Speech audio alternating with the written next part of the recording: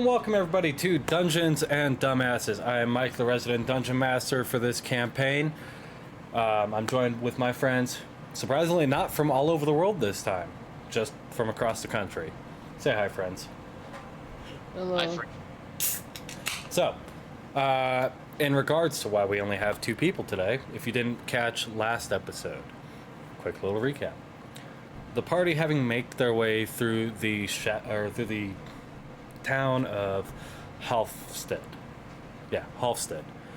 Making their way through the town of Halfstead, they found themselves kind of in the midst of a ongoing mystery in the town, with strange occurrences of people disappearing and people noting that they saw other individuals walking into the tree in the center of town. Following those leads, the party then found themselves making their way into the tree in the center of town.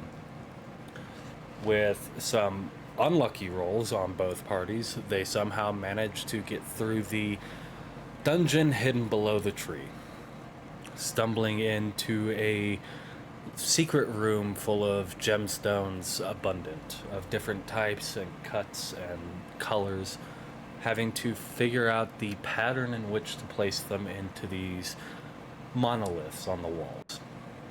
After completing the puzzle, they were greeted by another room full of different gems of different shapes and sizes and colors, none of them really stopping to look at them, with Jack and Dread making their way towards the large crystal in the center of the room, which happened to be not a crystal, but a ancient crystal dragon. Having just woken the dragon up from its long nap and proceeding to ask it about 1.5 million questions, pissing the dragon off, they were told to pick a crystal, dividing the party into essentially 3 groups. They stepped through the crystal as Cranberry decided to unleash a spell that would shatter a bunch of crystals, pissing the dragon off. So instead of being sent to a random location on the prime material plane, each part of the party ended up in a different plane of existence. So that's where we're going to pick up with this group, who ended up in a dark and twisted version of their own reality. Coming to both of you see the signs of, how do I put this? But Just the fuck out. it's desolate around here. Everything is in deep shades of grays and blacks, and it feels cold and off all at the same time. But not. It's weird. It looks like it could be anywhere on Androthis, but everything's cold and dark. What would you guys like to do? I'm gonna try to find a way to get the fuck out of here and see if there's an exit. Your fucking Discord's like fucking glitching too. Is it? Yeah. It's not on my end. Is it just on your end? It's on my end for some fucking reason. I don't know why it's doing that. That's weird. Okay, well, if you want to try and find a way out. Okay, just give me If you want to try and find a way out, go ahead and give me a... Let's call it a history check to see if you even know anything about the location in which you are.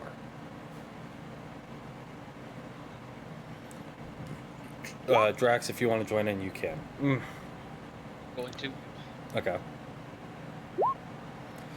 You know, neither one of you really took the time to read up on where you are. So it... Not really like we had time to read up on where we are.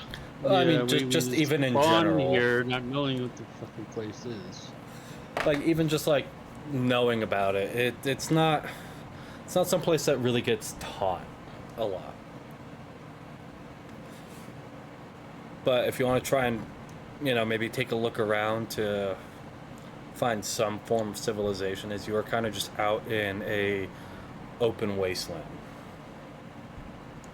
God, Deception. Got rolling like shit. Hey, last session they were rolling like shit too, so I think it's Yeah, just we your turn was. now. I think the average roll last session was like an 11. Mm-hmm. So, yeah. I mean, 10's an average roll, so looking around, I mean, you can't really see anything other than the barren waste that you're in. The ground appears to be made out of some form of like black slate mixed in with like volcanic ash and black sand.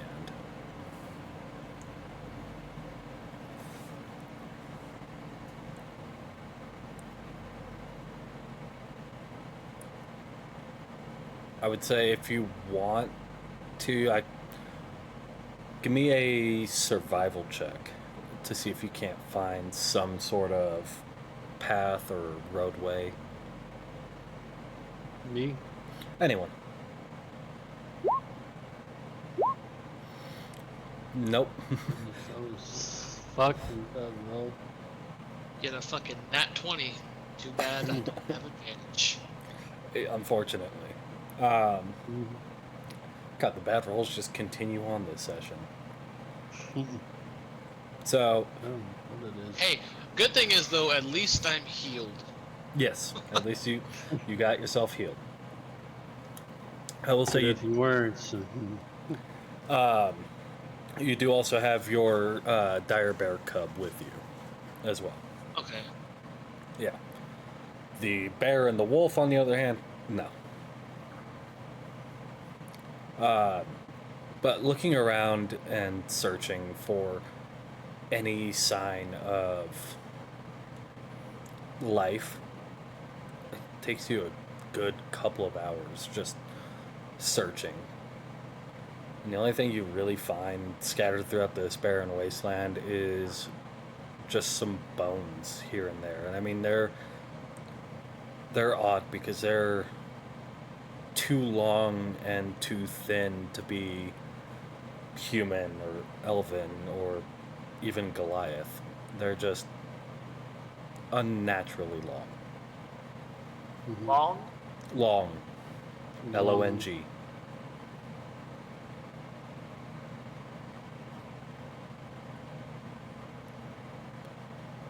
But in the hours it takes you searching, go ahead and give me another perception check. Boy.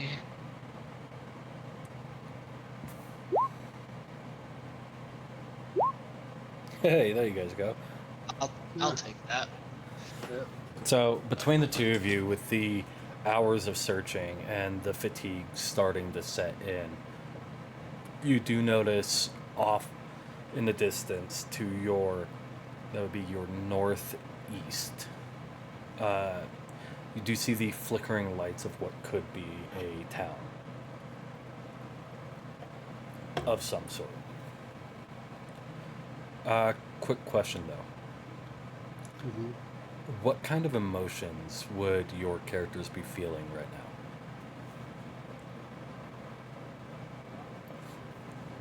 now? Kind of like chill, like goosebumps.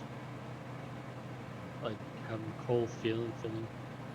Like, would they be feeling lost or angry or hungry even?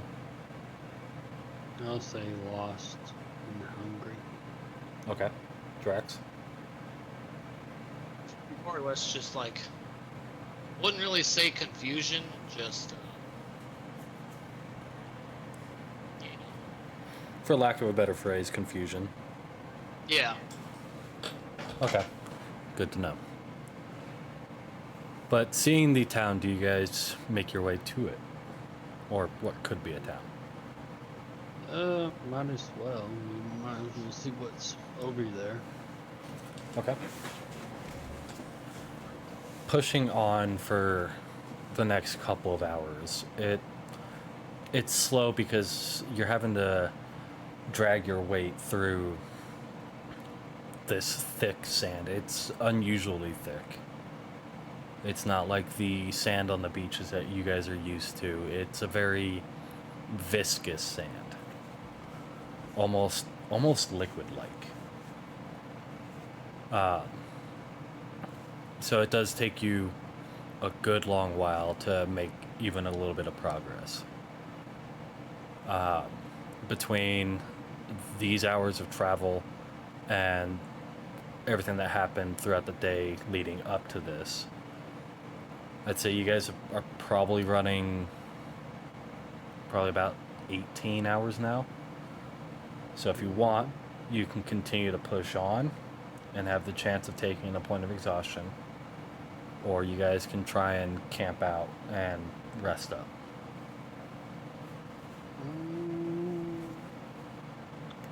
I say let's try and find a spot to camp. Yeah. Okay, go ahead and give me, let's say, survival check.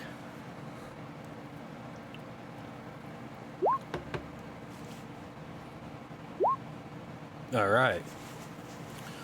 So taking a look around, I mean, you do see some kind of rocky plateaus not too far away from you, maybe within another hour's travel time. And that looks to be about the best point to go and try and rest, as everything else out here is just kind of a vast, open, barren wasteland. Pushing on for that additional hour to get there won't incur a point of exhaustion. But as you guys find yourselves in the rocky plateaus and finding a nice little alcove of 3 rocks, more or less, kind of overlapping, essentially creating like an amphitheater almost. Setting up for camp. It's gonna suck, but you guys are gonna have to do shifts. Each of you are gonna have to do 2 shifts of watch to get a full night's rest.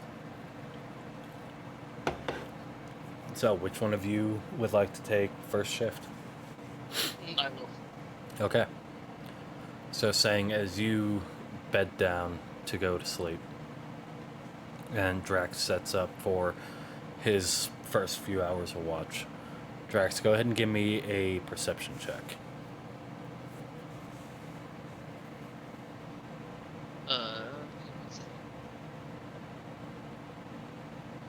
I hate doing this on my phone. Hurry up and get your laptop fixed. I'm probably just gonna wait until I get my fucking actual PC back. Fair enough. So with a 10, looking around, it's odd. You know, you're used to now the fact that the sun is blackened and the moons are dim as well. You're used to the constant dark that is the prime material plane right now. This feels darker. Like there is no sun, there is no moon, it is just dark. Black. Yeah. But with your dark vision and being able to see as far as you can, I mean, you don't really see anything too unusual. I mean, you don't really know what to expect here. But Nothing really out of the ordinary. you would assume. I mean, you don't really see anything, is the thing. It seems that these wastelands are just as devoid of life as you would expect a desert to be. You're not really seeing anything in the way of any vegetation or even like smaller creatures like snakes or smaller kestrel type birds. It's just barren. Just a shit ton of nothing. Exactly. But the first couple of hours of watch go by without anything happening. Getting ready to. So we can do this one of two. You can do this one of two ways.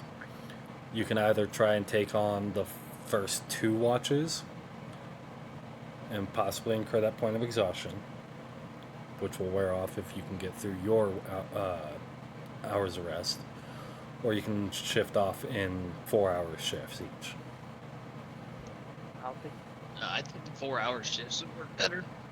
Okay. Kev? Even though you're asleep. Yeah. So, doing it that way, this would be about the time where you go to wake up Sang and bed down for your 4 hours of sleep. Okay. Sang, as you're woken up and told to do your watch, can I get you to go ahead and give me a perception check? 14. More or less the same thing as Draxx. I mean, it's just kind of open. I mean, if something was coming, you'd be able to see it miles off. Kind of looking around, you do still see the faint glowing of what it could possibly be a city or a town or even just a small village, not really too far away. Go ahead and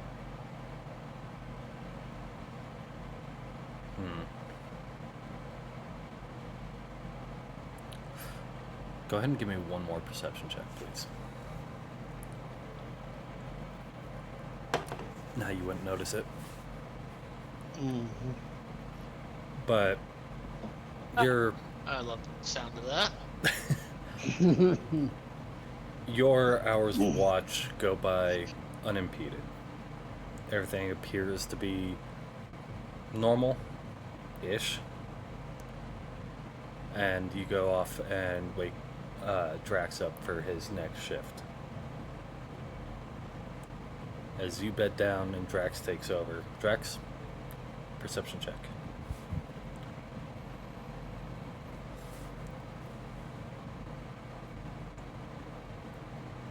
$16.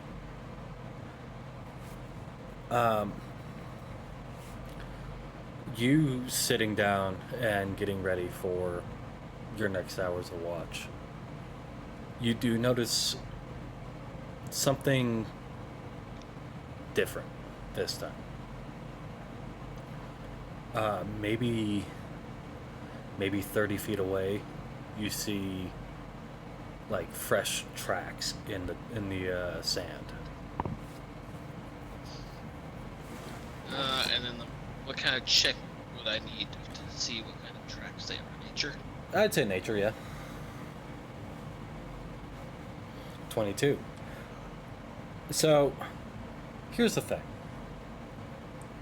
You're unfamiliar with this dimensional plane, or this plane of existence. So you are, as well, unfamiliar with the flora and fauna of this plane. But Oh, joy. what throws you off is how vaguely humanoid the footprints appear to be. Oh. I mean, they look human-ish or humanoid-ish. It's just that they're about 6 inches too long, one too many toes, and too pointed. Almost like it has like a claw or something. As well as seeing on both sides of the footsteps, you see small, I guess you could say like punctures in the sand. Like as if it was like walking with like a ski pole or something. Like a cane. Something like that. But the fact that Sang didn't see it and he just got off a watch, it kind of starting to freak you out a little bit. Can I go ahead and get you to give me a wisdom saving throw for your sanity, please?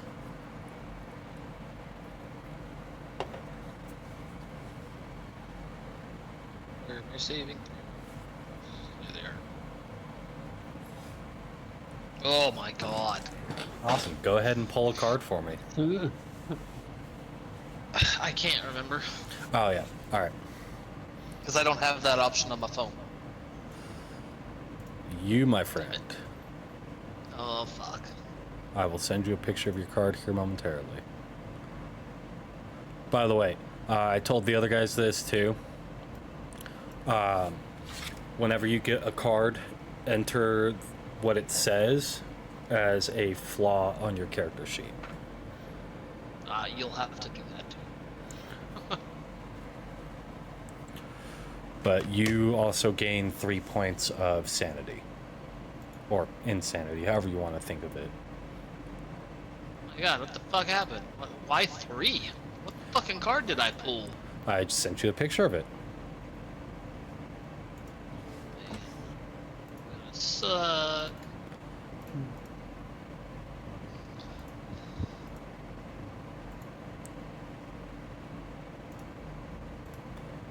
All right. So, with that, go ahead and give me another perception check. I hate you. As you got the flaw of check, recheck.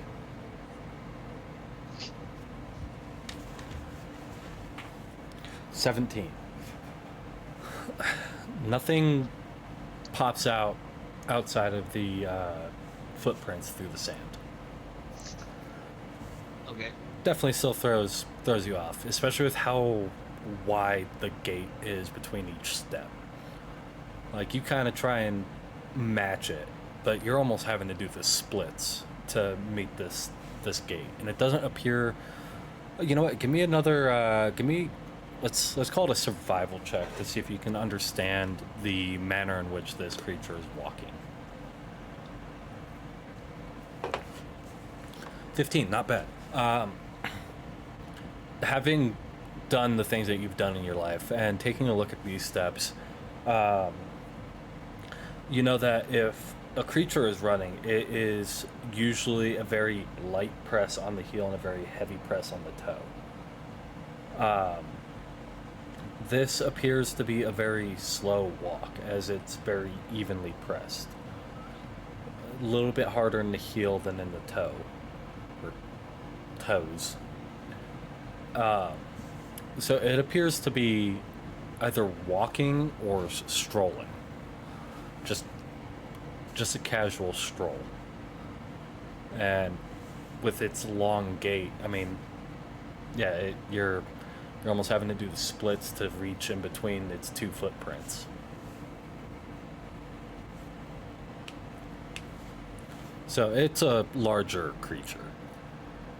Big ass one. So, if you want to, you can go and sit back down, or you can kind of do like a patrol around the area to kind of look around. Yeah, I'll do a patrol. Okay.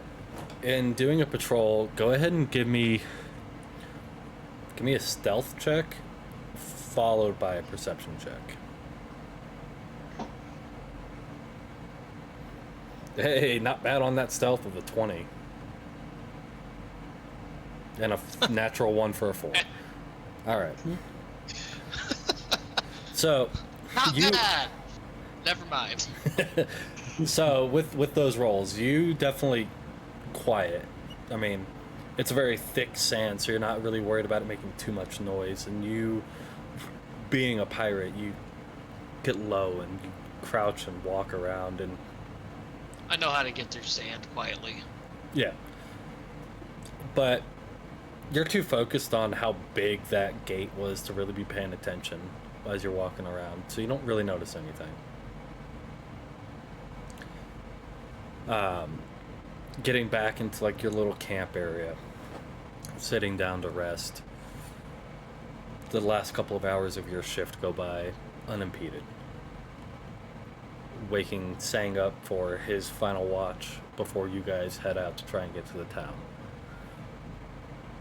Sang, Yes. go ahead and give me a perception check. I'm gonna tell him about the tracks. Okay, gonna tell him about the tracks? Yeah. Okay. Before Drax goes to bed, he points the tracks out to you. And, I mean, taking a look at it, they are big-ass tracks. You're not even sure how you missed that. It's kind of throwing you for a loop as well. But looking around after he goes to bed for the first part of the shift, you're not really noticing anything out of the ordinary again. It seems whatever it was is long gone, especially with how long that gate was. So the first couple of hours go by without issue. Go ahead and give me another perception check. Okay. These hours, the last few hours that you have, are kind of slow. I mean, you're too busy thinking about what's going on, where the rest of the party is, and still focused in on whatever that creature was. It just feels like time slows and drags on. At this point, what kind of emotions would Sang be feeling? Scared, confused.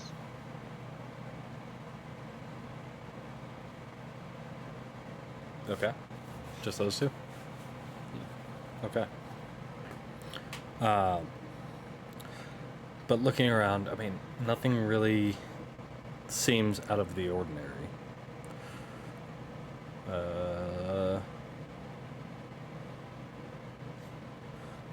I gotta look these guys up.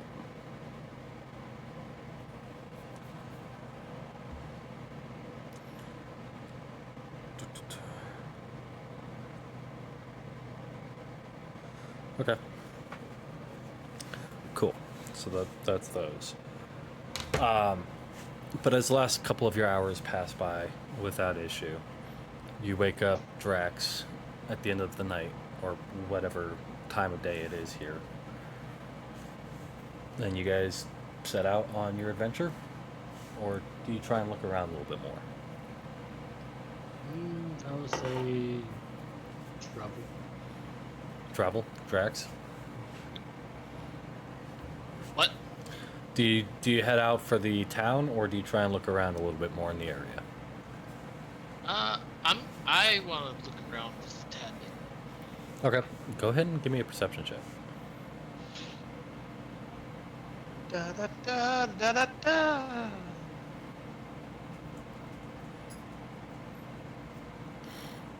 Eesh.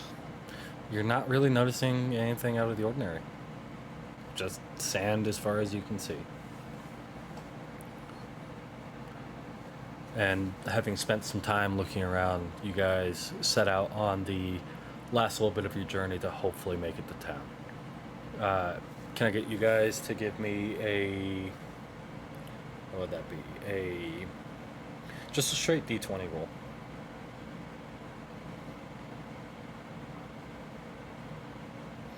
Okay.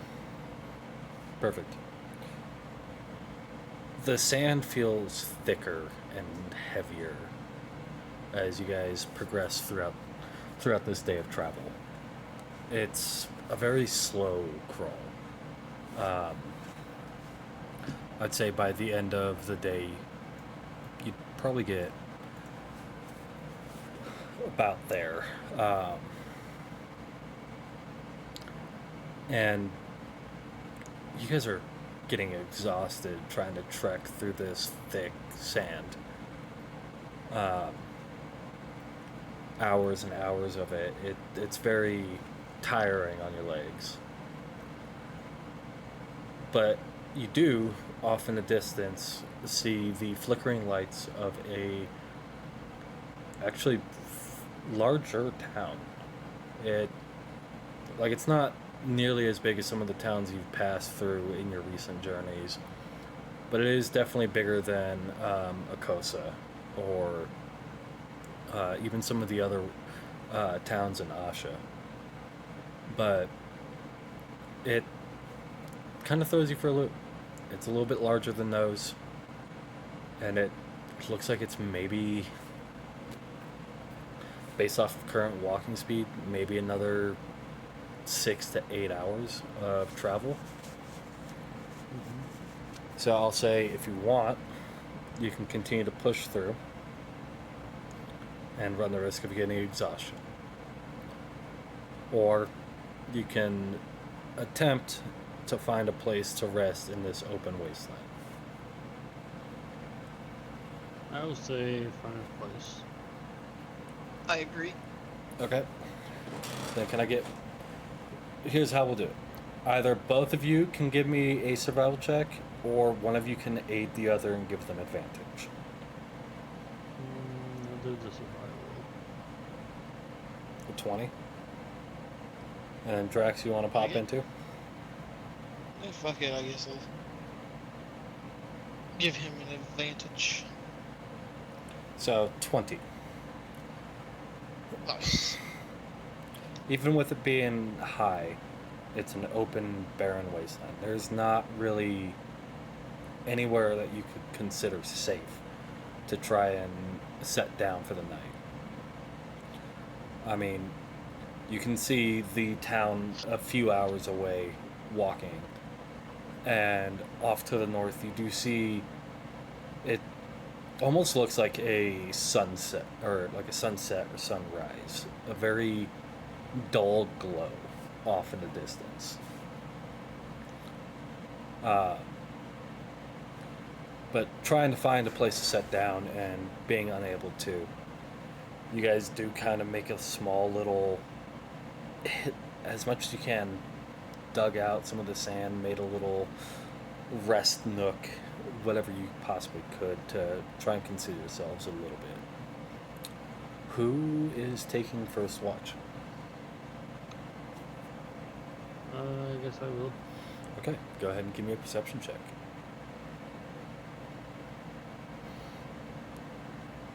The watch goes by very uneventfully. You are, you're focused in on making sure that your spear is sharpened, taking your time with it, and, looking up and looking around every minute or so, just making sure that there's nothing trying to sneak up on you. Go ahead and give me another perception check for the last bit of your first watch. You're just really focused on making sure that your spear is as sharp as it can be. Unable to really take your eyes away from it. But as the last few hours pass by, you go and wake up Draxx to take over for watch.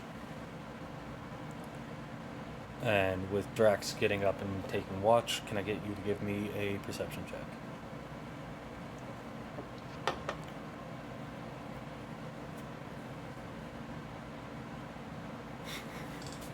Okay. 21. So, as you... Sorry, I had to turn off my AC. It's getting a little cold. Are you good? As you get up for watch and Sange goes and lays down, you start looking around and you see not one, not even two or three, but about 5 different sets of prints in the sand within... The same kind? Kinda, but different and numerous. Oh, yay. All within about, give or take, about 30 feet of your little campsite. If you want, you can go and try and give me an investigation check on them and kind of ascertain if they're the same creature or different creatures. And then once you do, you can also give me a nature check to try and... You're not sure. I mean, it's a lot of different prints, and They're different gates and different widths across, and some have the little like puncture marks next to them. Some have, you know, 3 toes. Some have 7. Some have 4. Some have 9. It's some don't even have like feet. They're just kind of like stumps. Some of them don't even have feet. Just very thick, like almost like a tree trunk. Probably about a foot, foot and a half across. Jesus. Have you guys eaten while you set up camp? I mean, that's kind of obvious, isn't it? Well, I mean, you guys don't really have very many rations, as Jack had all the Yeah, rations in his hat. Mm-hmm. But you have been eating? Yeah, snacking, essentially. Okay. Can I get one of you two, just roll me, let's call it 2d20 to see how many rations you have left? 23 rations. Take that answer. So, 23 rations left, split between the two of you. Give you about 11 days, 12 days, 11 days of rations. But the rest of this couple of hours kind of goes by. Nothing really spotted or seen. Drax, if you could give me one last perception check for this section of your watch. Hang on, I'm Googling something. What are you Googling?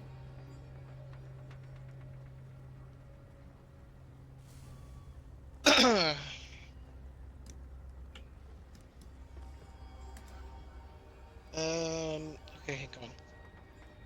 That didn't answer my question.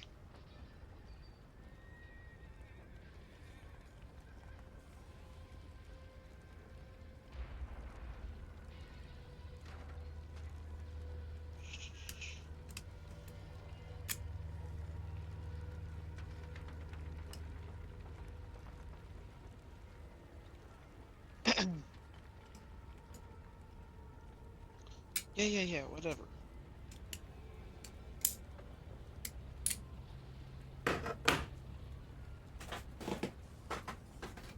What are you trying to Google? Like, because I'm a changeling, I wonder if like my appetite's different than a human's. No, it's on par with a like a standard humanoid. Okay. 3 meals a day type shit. But so these rations are kind of like I can never remember the name of it. Like full day ration, like kind of like MREs. Kind of, yeah, like the bread that they had in Lord of the Rings. Oh, the lapas Yeah, that.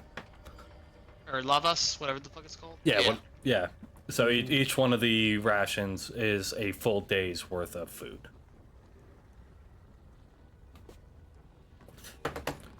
So, Okay. yeah.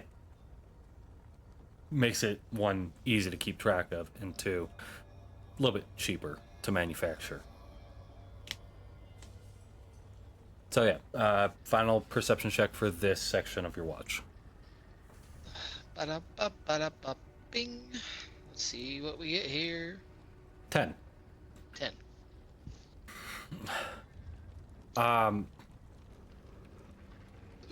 Give me another one. God. Check, recheck. Oh, That's kind of one of the flaws of it, is, yeah. So, I mean, you did a good cursory glance looking around, and you were just so caught up in your own head thinking about things that you had to do another one, losing sight of some of the details in this second pass. Everything is kind of just meh. It's bland, dark, sandy. I mean, you haven't. same as always. Yeah, it's a desolate desert. is what it is. But the last few hours of your shift go by, and you go to wake up Sang. Yep. Perfect.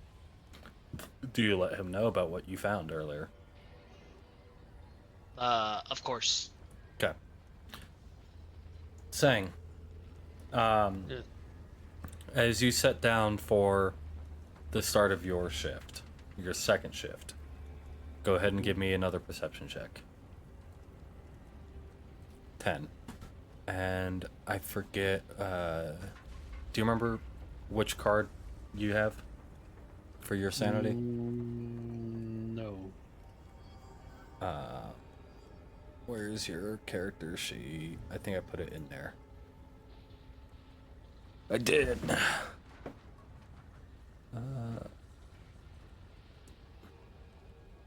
Oh yeah, you have the most fucked up one of tier 4 or tier 1. Yeah, that one, Yeah, yeah. you would also have to give me multiple perception checks in one go, but not for the same reason. So go ahead and give me a second perception check. Okay.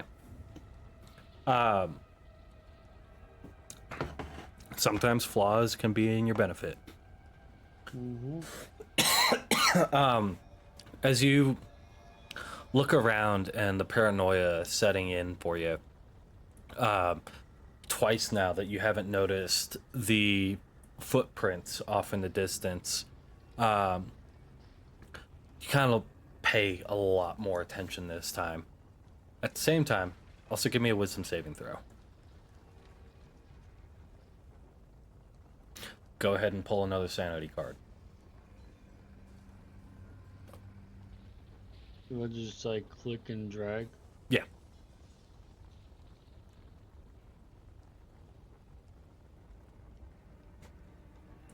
And then we'll make it bigger for you so you can read it. Snap a picture so you can type it into your flaws, as well as add the 2 more points of sanity. As you start to teeter between tier 1 and tier 2.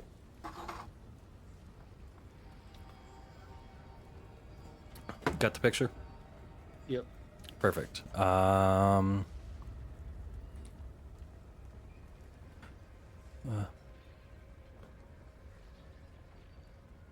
Okay. Perfect. So, as you look around, you do see off in the distance a number of these odd individuals. Some of them are quite short but portly, almost like dog-like, but like a dog that only has 2 legs and is shaped like a pig. You see another individual that's tall and lanky, and instead of having 2 arms and 2 legs, it has 2 arms, 2 legs, and 4 of these long appendages that are almost like spider legs almost. If you want a good image of what that one looks like, look up a Necron from Dead Space. Oh, You know exactly what it looks like, don't you? me, yeah. And way off in the distance, you see this lumbering figure. I mean, it appears to be, at the distance it appears to be about the same height as these individuals that are 30 feet away from you, 40 feet away. So even with it being several hundred yards away from you, it looks to be normal sized. Telling you, it is probably a very large creature. And even at that distance, you can make out some of the details on it. It's got these, like this deep pitch black skin with longer than normal arms and legs and a shorter torso and a larger head and these long spindly fingers that appear to be in the ballpark. I mean, based off a distance, approximately maybe about the same size as a person. Maybe a shorter person, but still about person length. And but they seem to be keeping their distance enough. Kind of some of the denizens of the area. Keeping your eye out for the last few hours of the shift. Go ahead and give me a perception check. And give me another one. Okay. I mean, some of these creatures, they move away. Some of them come closer and then move away. And they almost appear to be doing very wide circles around you. Except for that one really tall creature. It just kept walking. But these smaller ones, they kind of keeping like anywhere from 30 feet to about 120 feet away from you. But doing these wide circles around you.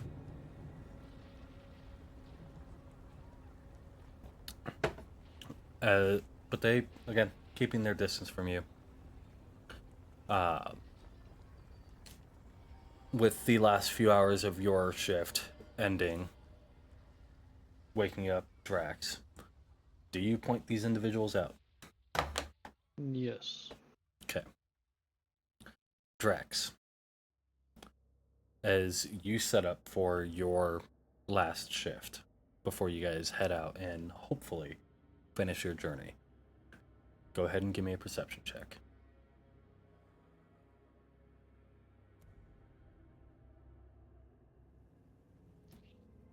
I'll think about it.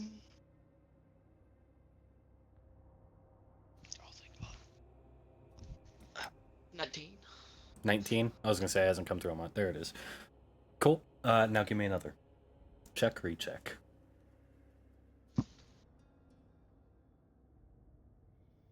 Okay. Knowing about these individuals and keeping your eye on them,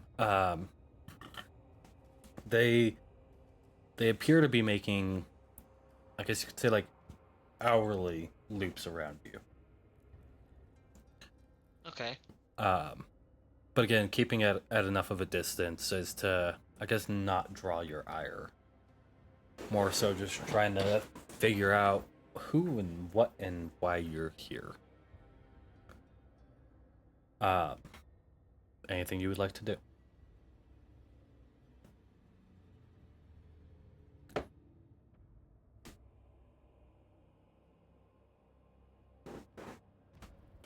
Or are you just gonna keep an eye on them while you finish up the last of your watch before you head out? I think I'm just gonna keep an eye on them, stay close. Okay. Then go ahead and give me final checks. Perception check. And perception check. Okay. Finally. Again, sometimes bad things can be good. I'm just waiting for that one time where it's a natural 20 and then a natural 1. That one's going to be great.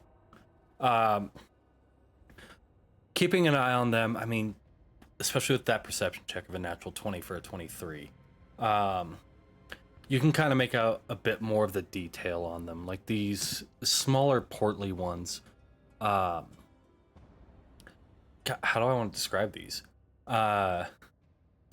They're maybe 2 feet tall with these thick trunks for legs and very portly round bodies.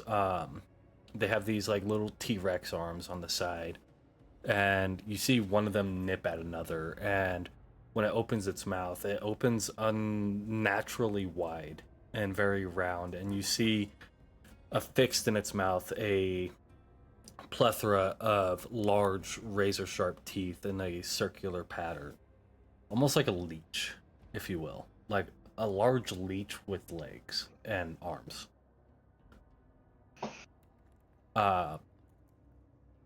there is the one that looks like a Necron, and then you do see another one that appears to be dragging something behind it, but you're not entirely sure what it's dragging.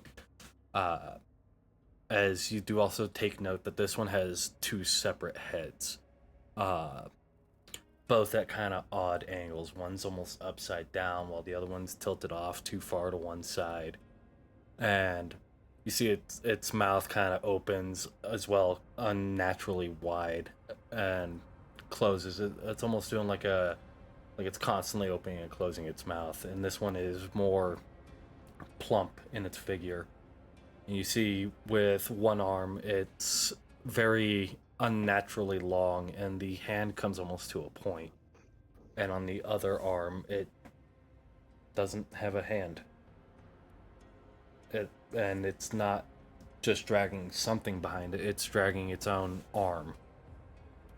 And affixed to the spike that is its arm, you see another arm pierce through. What the fuck? Still not the weirdest thing I've seen. No, not yet. But as the last few hours of the watch ends, waking Sange up and setting out on the next day. Final day, hopefully. Can I get one of you guys to give me a d20 roll? I got it. Oh, do it. Oh.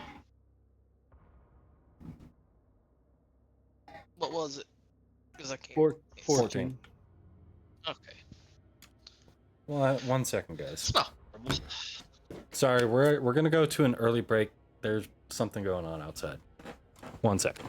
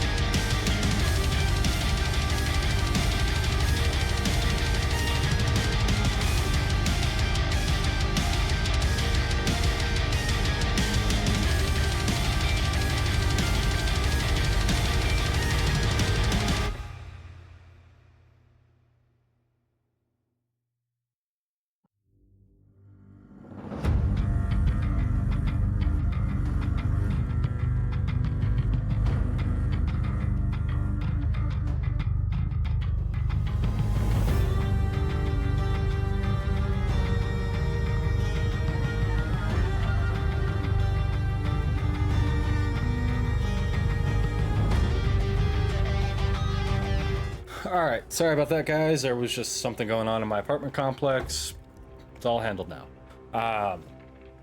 So, yes, as you guys prep yourselves for the last day of travel, heading off, keeping an eye on these creatures as you're walking. You progress on through the day. Again, still slowly because of how thick the sand is. But you do manage to, after about 8 hours of travel, find your way to the town. And looking at the town, like, the best way to describe it is almost steampunk. Like, what is that game? Dishonored. Mm-hmm. Like, dark and grungy kind of steampunk. Lots of black metals and darker colors. I mean, you're in a very dark realm wherever you are. Can I get both of you guys to give me perception checks?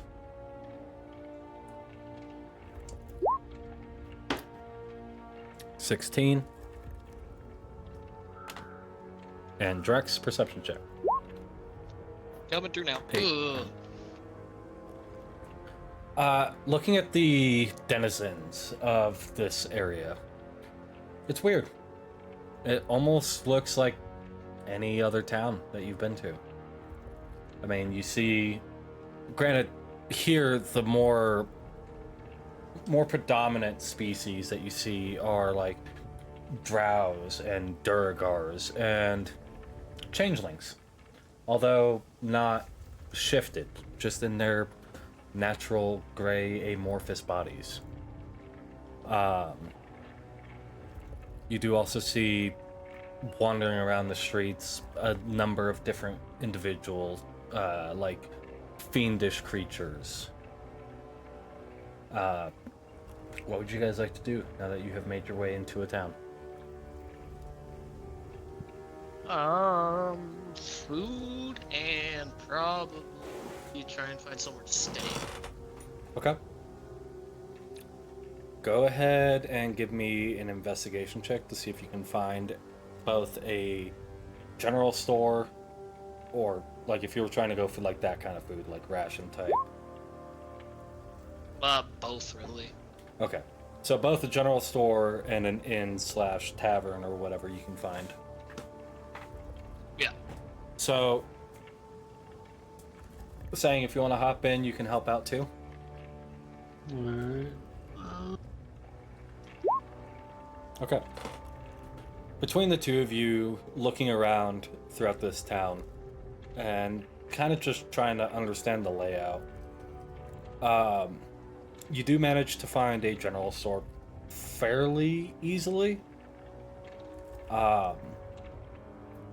It's kind of tucked away a little bit. Like, it's not right off the beaten path main road. It's kind of off on like a smaller side street. And looking through the windows, I mean, you do see like the black iron bars across the windows, the heavy black iron door that is the front door to enter, and the dimly burning oil lamps inside the shop.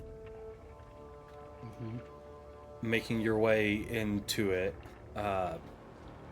it's got a little bit of everything that a general store would have. It's got like general supplies, different food, rations. It's got like different packs, like if you want to try and pick up a new backpack or something.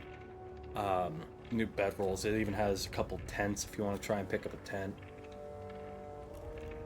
Oh, by the way, Draxx, mark off 250 gold for treatment. Totally forgot about that. God damn. Broken Treatment arm. was fucking expensive. Broken arm and a broken leg, buddy. I don't even have 250 gold. Mark off. Or, no, wait. I think you did, actually. Oh, yeah, I did. Because I had like 300 something gold. Yeah, And then I only have 119. I did then. I guess I did that while I was leveling you up. So yeah, as you guys enter into the store, taking a look around, what all are you guys going to try and purchase? I'm gonna try purchase a new backpack. Okay. What languages do you know?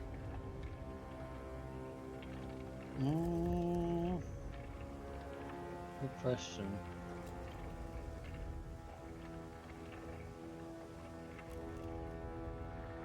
Same for you, Drax. What languages? I know quite a few actually. I just gotta figure out where that is here. They're below your skills. Yeah, but I'm on my phone. Um, Here, I can pull up your character sheet real quick and take a look. Common, Draconic, Dwarvish, and Sylvan. Yeah. And Sang, Common. Okay. Neither one of you can read the language that is written.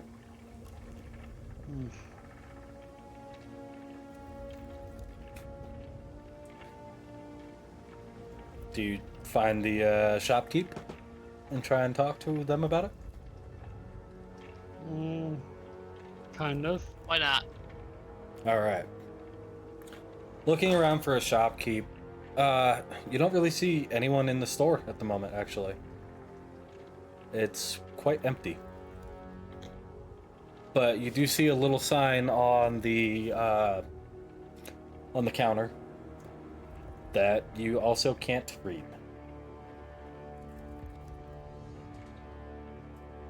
Do I know what language? Like, can I recognize the language even though I don't, like, I can't read it? Go ahead and give me a... It's called a history check.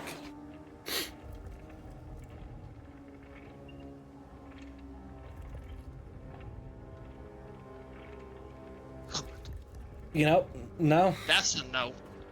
No, I mean, you'd be hard pressed to know what language it was, even if you did know how to speak it.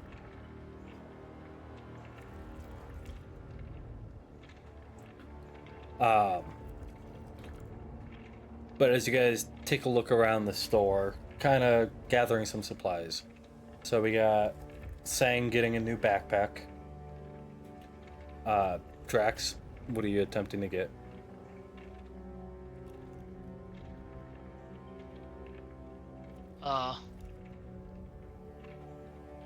Just some rations. Just some rations? About approximately how many?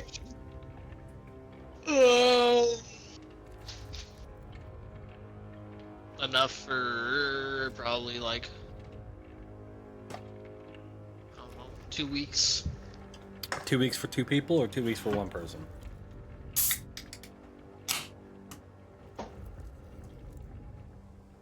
Because that's the difference between of 28 rations and 14 rations. Do what now?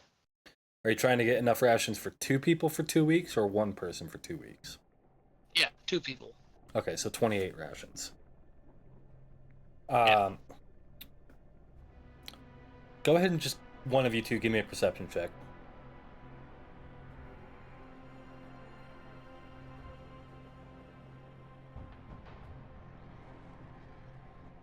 21.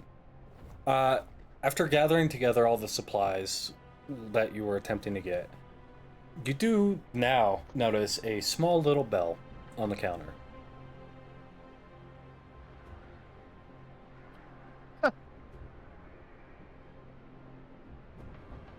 Ring it. With a couple of short rings, you hear some shuffling in the back. Sounds like something falling over. A quiet curse to themselves. And stepping around the front is a gray amorphous changeling. Hello? Can I help you? We'd like to buy this, please. Okay. 1 backpack, 28 rations. Mm-hmm. Let's call it 20 gold. Okay. How much? Fuck it. You know what? We'll just both put in. I guess we'll both just put in 10, if that works for you. You both putting in 10? Kev? Yeah. Okay. Both of you paying the 20 gold, no problem. Cool. Anything else I can help out with? Do you? What? So, where exactly are we? The town of Hayfor.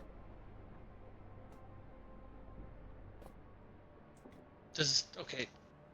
Does that name sound familiar to me? Give me a history check.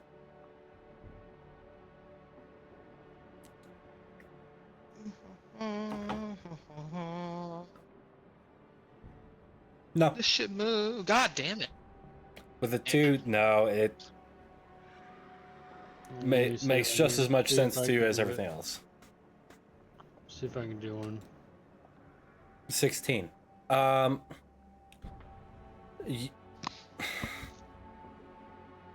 No. The town name doesn't ring any bells for you either.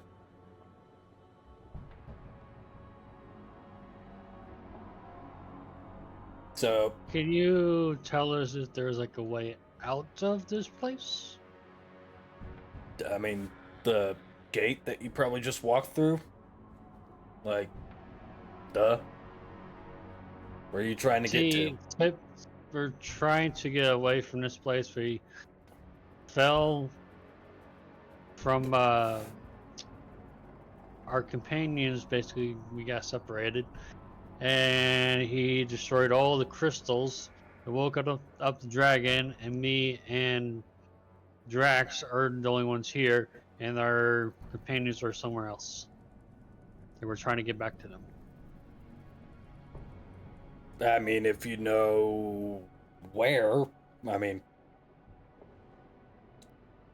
I have no idea where you came from or where you're trying to get to.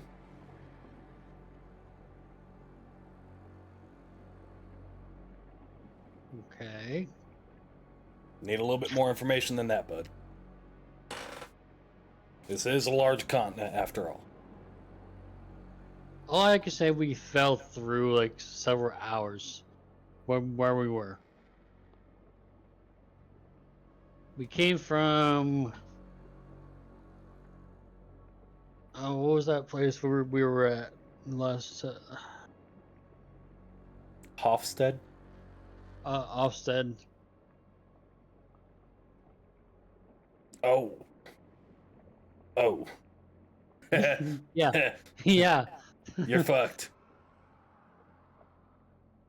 Meaning we're fucked in what way?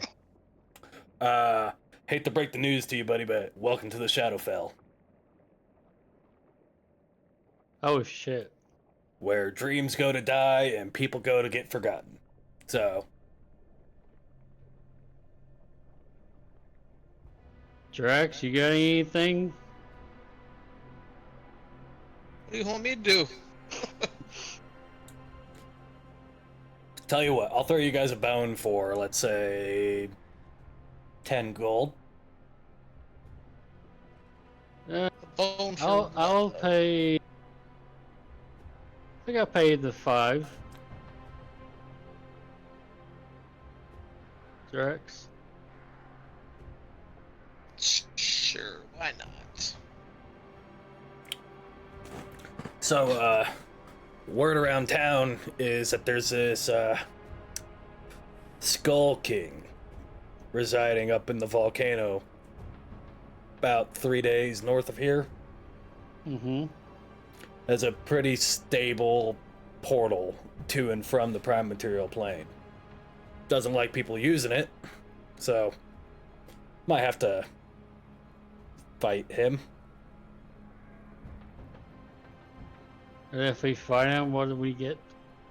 Access to the portal. That'll take you back to the prime material plane. Ah. So what do you say, Drax? Should we go ahead and try and see if we can fight it? Nah, fuck it. I mean, maybe we can reason with him. Do something, I don't know. Yeah. You never know. Yeah, I don't think there's much reasoning with the Skull King, but you ever fought a lich before? Not, I could say Let's- I could have. It's a lot like fighting a lich, just a little bit different. Nasty little fuckers too. I mean, that's one option. There is one other option. It's a lot more dangerous. A lot more dangerous than finding a lich.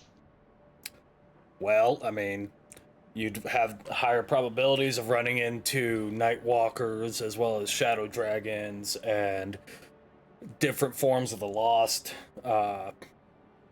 or sorrow shades or whatever the fuck. So it's a lot more dangerous, but you don't have to worry about trying to fight somebody to be able to get into it. Just probabilities of running into these creatures.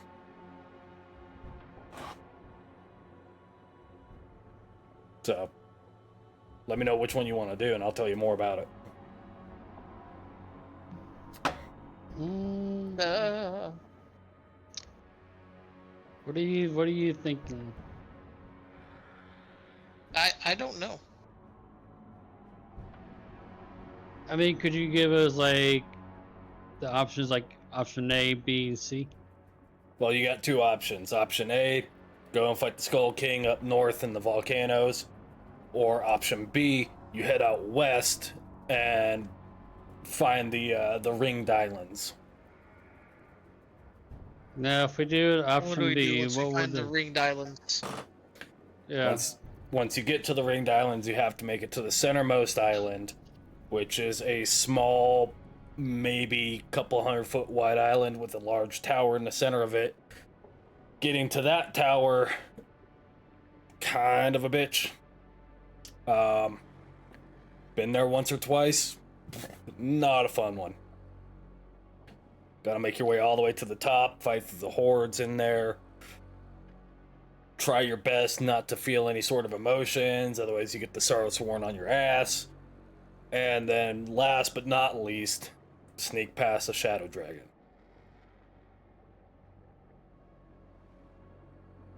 Oh yes, sneak. Hey, I mean, I could do it. You could probably do it too. leaning towards to the Skull King. It's about a 50-50 shot either way, bud. That dragon's been asleep for half a millennia now. God damn. So, I mean, either you try your luck and, not have any of those creatures pop up on you on the give or take about a week-long journey to get there, or you go 3 days north, get into the Shadow King's fucking castle, get through it, beat the Shadow King, or not Shadow King, Skull King, and use his portal. So it's really a 50-50 for you. At least on this continent. Maybe if you were over on what would be of Rush, it'd be a little bit different. Heard something new's going on over there. Sounds like it's a pretty good gig if you're undead or willing to work with them. Yeah, that's who we're trying to kill. Yeah. Good luck. Why you say that? Never seen that many Nightwalkers in one place before. You got any tips for dealing with Nightwalkers? Run. Okay, you have any tips on how to kill Nightwalkers? You don't. You run. Especially if it's just you two. That's not just us two. How many in total? In our party itself, Yeah, what, 6? roughly. I mean, if you count the guildmaster when he's with you. Yeah. Yeah. It's, 6. I mean, you're kind of pushing it, but I actually have to look up the Nightwalker real quick. Da-da-da-da-da.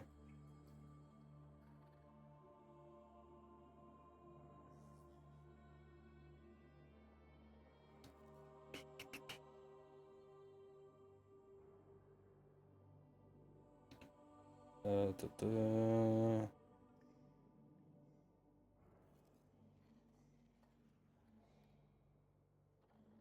God damn. Okay. Your best bet in fighting a Nightwalker,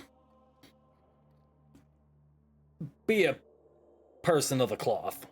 That's about what I can say.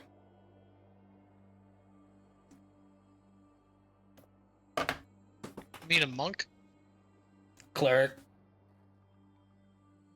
Hmm. Maybe paladin if you're lucky.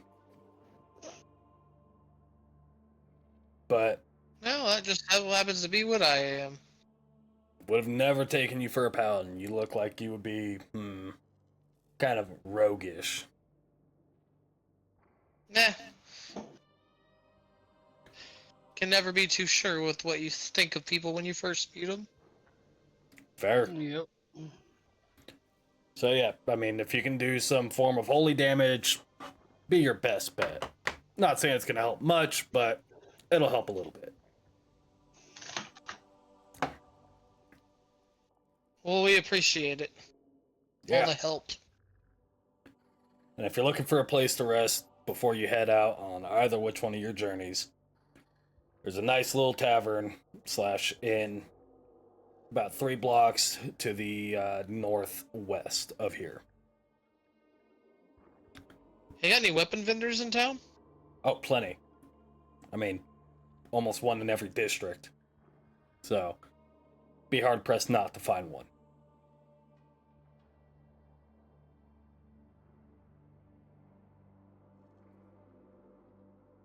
Alright, well, let's go to the inn and the first and get us a room. All right, well, you boys have a good day. All right, you too. You too, thank you. So, leaving the shop and trying to find the inn, go ahead and give me an investigation check. Investigation. 17. And Draxx? 7. 7. 7. Okay. Yeah, it just hasn't come. There it is. Why does it take so long? Because it's coming from my phone.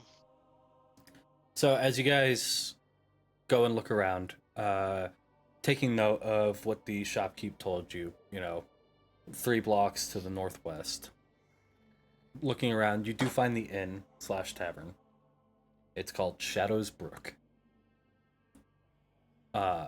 Charming. Making your way inside, it's very dark and grungy in here. I mean, there's like 5 candles lighting the whole place. But you do see sitting at the bar, the innkeeper, who appears to be some sort of drow. Huh. As you approach her, she looks up to both of you and says, "Welcome in, and take it couple sweet." No. Oh, No. would have never guessed. So, 1 room, 2 rooms, food, Because drink. you guys got a single room with the 2 beds? We do have a couple. Take one. Okay. Do you prefer the big bed, the small bed, the medium bed, the bed that hides in the wall, the water bed? Oh, Wait, you got a water bed? yeah, we got water beds. Just don't get too comfy on them. Why shouldn't I not? Uh, let's just say Is you'll there find something inside the water bed that I don't want to know? it. I mean, you don't want to know what's in the water bed? No. Okay. But they are comfy to sleep on, if only for a few hours.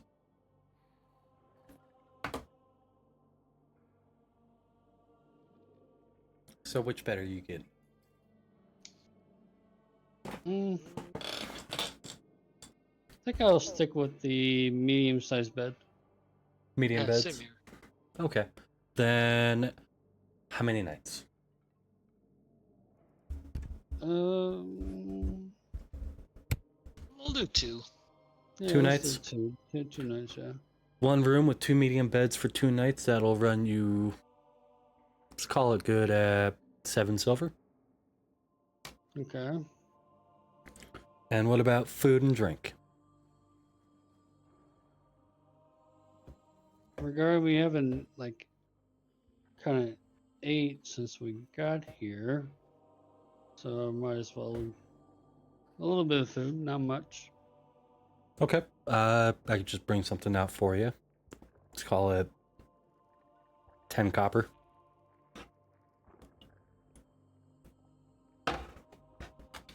Alright. Perfect.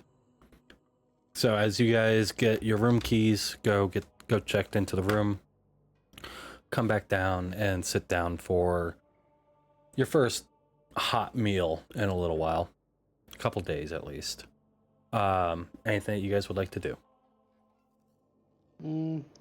Probably eat my food and head and get some shut eye. Okay.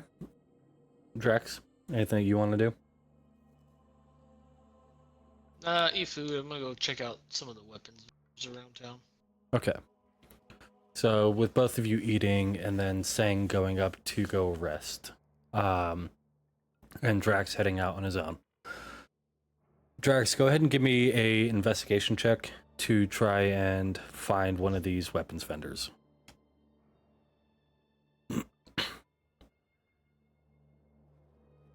1 second. Yep.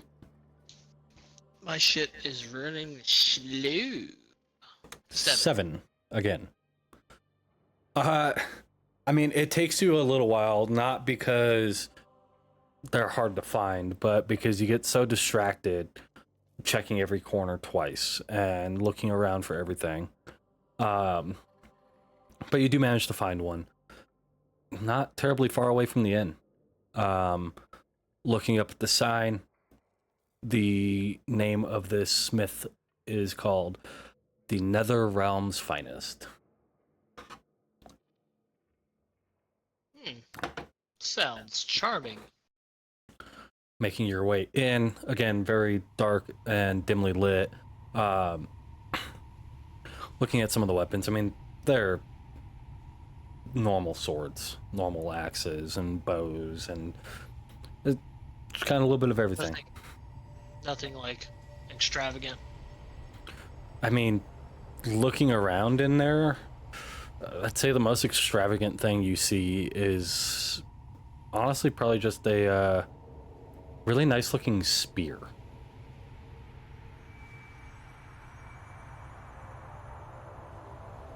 A nice looking spear, you say? Yeah.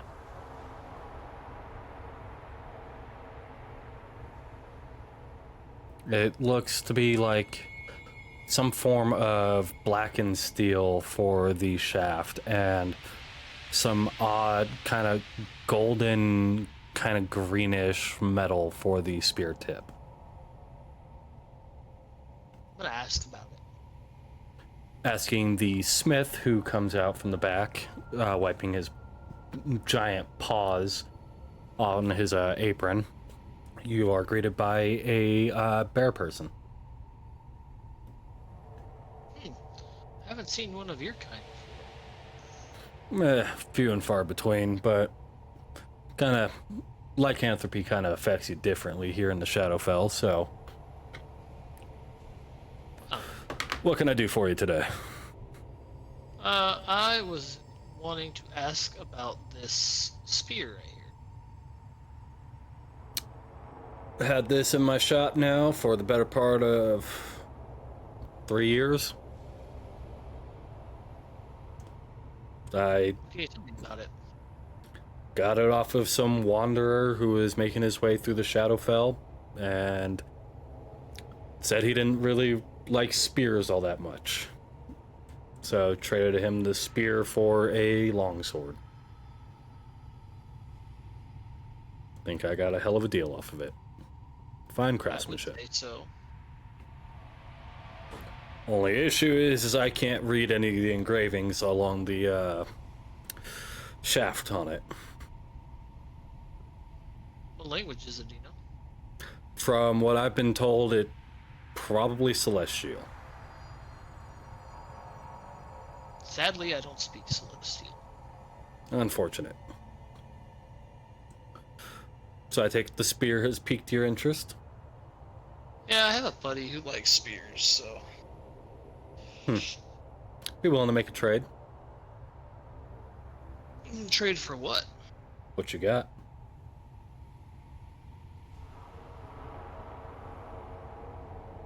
What do I have? I forgot. I only use the one fucking gun, or only the one weapon, so... Mm-hmm.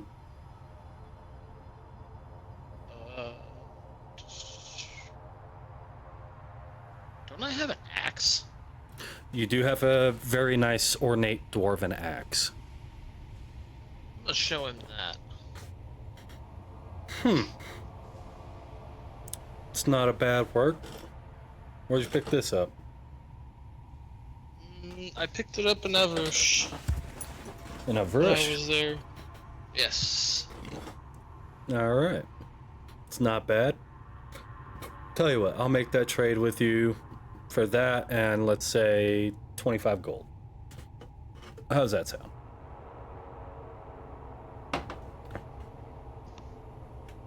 $15 gold.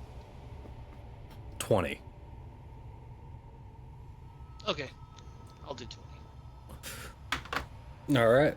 The spear is all yours. Thank you, sir. Reaching and grabbing the spear, it is absurdly light. Really? Like, very, very light. Where a typical spear of this length, I mean, it's 9 feet from the base of the shaft to the top of the shaft, and the spear's edge, or the spear tip, appears to be about another 3 feet in length. Looking over it, you do see the celestial writing across the entire shaft, but you do also see engraved throughout it is a bunch of really intricate lightning filigree. And looking at the base of the spear, it's got this, I wouldn't say large, but large pommel. It's got a large, almost crystal type shape on the back. And looking at the spear tip with the golden green kind of metal, it's very jagged, and again kind of follows the theme of the rest of the shaft. It's a kind of like lightning bolt style as it comes back probably about 2 or 3 feet off of the back of the spear tip, and the spear tip itself comes up another 3 feet. Oh, wow. So it comes back a decent ways in this very like lightning kind of pattern. Probably weighs maybe in the ballpark 4 pounds. Jesus. Super fucking light. Very light. You would assume it to be hollow if you weren't like knocking on it and hearing the solid thickness of this shaft. And you do see the intricate leather wrapping approximately at the midpoint of the shaft and at the aft section of it as well. The leather appears to be very well treated and maintained, even though it's been sitting in a shop for at least 3 years. and however long it was on the road for.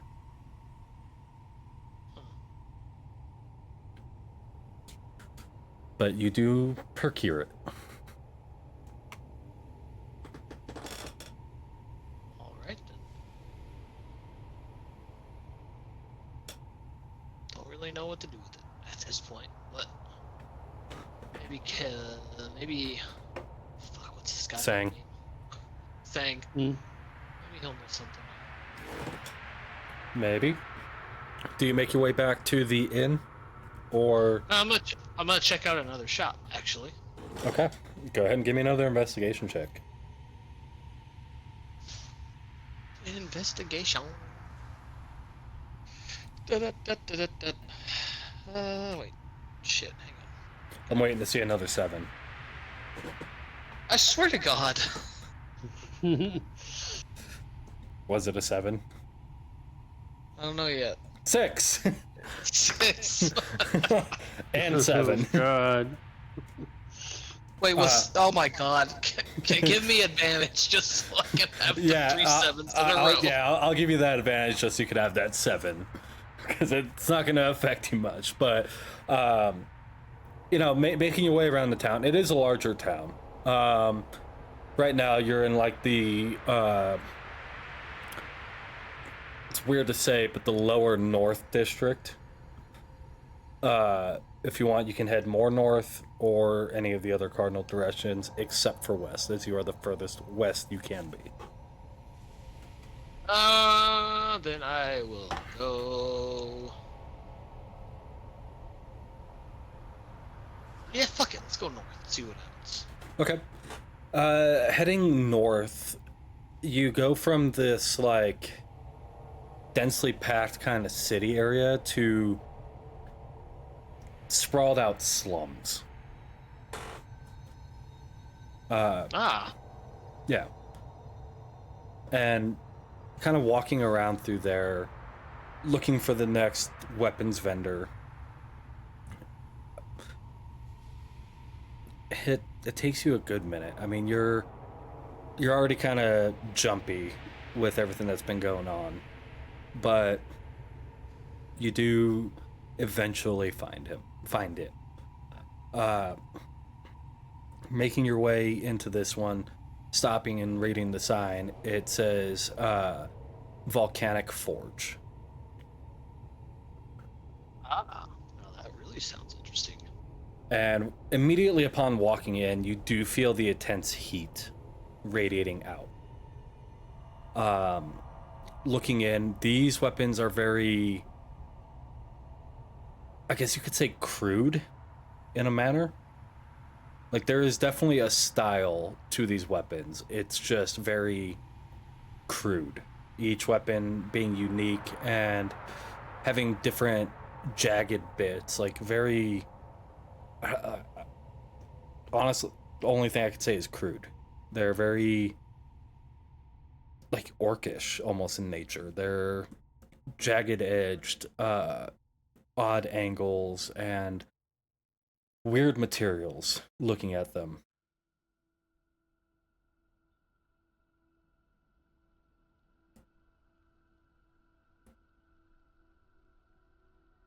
Well, what are you doing? I'm gonna peruse. Okay. Perusing around, I mean, you do see, again, even with its crude nature and stylings, you do see that they are very well made. Fine metals and fine woods and leather, gems even in some of the hilts and pommels. Taking your time looking through, I mean, you find numbers of daggers to short swords and long swords and great swords and spears and shields and even a couple of whips. Find a little bit of everything. Anything really piqued the interest here? I'd say It's kind of more- the one thing that does pique your interest is a long black sword, almost looking like obsidian, and resting in the pommel is this giant red gem. I guess you could say like the styling of the weapon is a mix between like a great sword and a scimitar, but in this very jagged styling.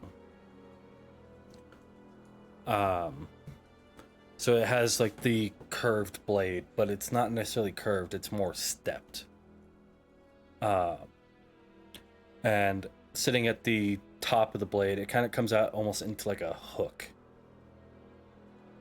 The guard of this weapon is also very odd, even compared to the sword. Whereas everything else is very jagged and stepped, this is almost like the exact opposite. It's very flowy and round and definitely unusual. I'm gonna ask him about it. Okay. Sitting up at the front, you do see a Duragar. As he looks over to you and says, "Yeah, I think I got that one, give or take, about 6 months ago. Paid a pretty penny for it."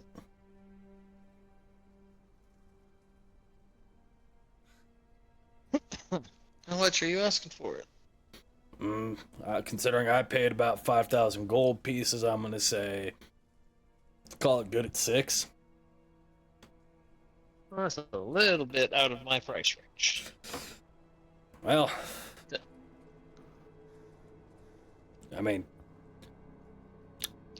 looking you up, I wouldn't say it'd be worth it for you, even still. Why you say that? Thing has got a mind of its own sometimes. What do you mean? It almost feels like any time I grab it to move it, like I need to go off and go fight. So, until somebody purchases it, it's sitting right there.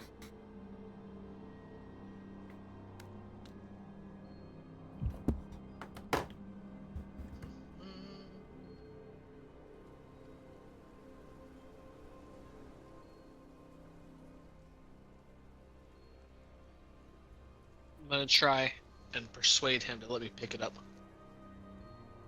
Yeah, you know what? Give it a shot. Tell you what. If you can pick it up and not go out and go immediately have to fight somebody, I'll give it to you for, say, 1,000 gold. How much is platinum worth? I forgot. Platinum is 10 gold. So it'd be 100 platinum.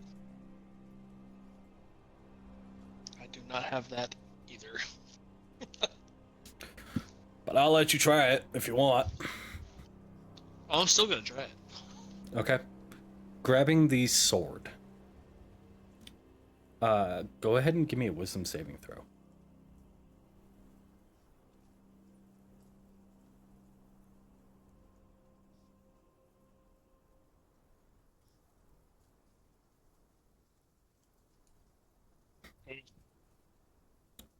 You feel the presence creep into your mind. And all you can hear is, "Blood. Feed me blood." I need you to make an attack roll against the shopkeep. This weapon is a +2, and it is strength based. So d20 plus strength +2.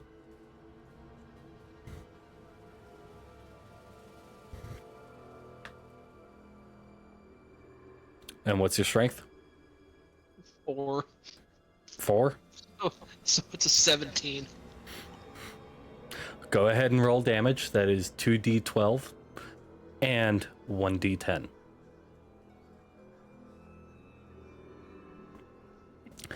$19. Oh. You're Did I just killed a shopkeep? No, not yet.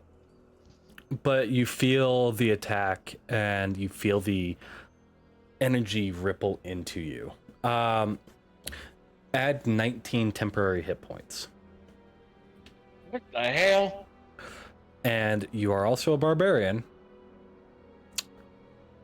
Go ahead and Hang on, rage. Where do I add the fucking... Temps.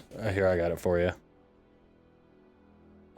Temporary hit points, 19. Okay.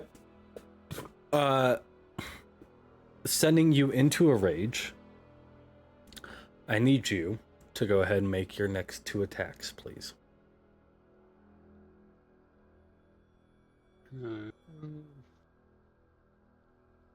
What were they again? D20 plus strength plus 2? Correct. Oh my god. Okay. Needless to say, that one's gonna hit.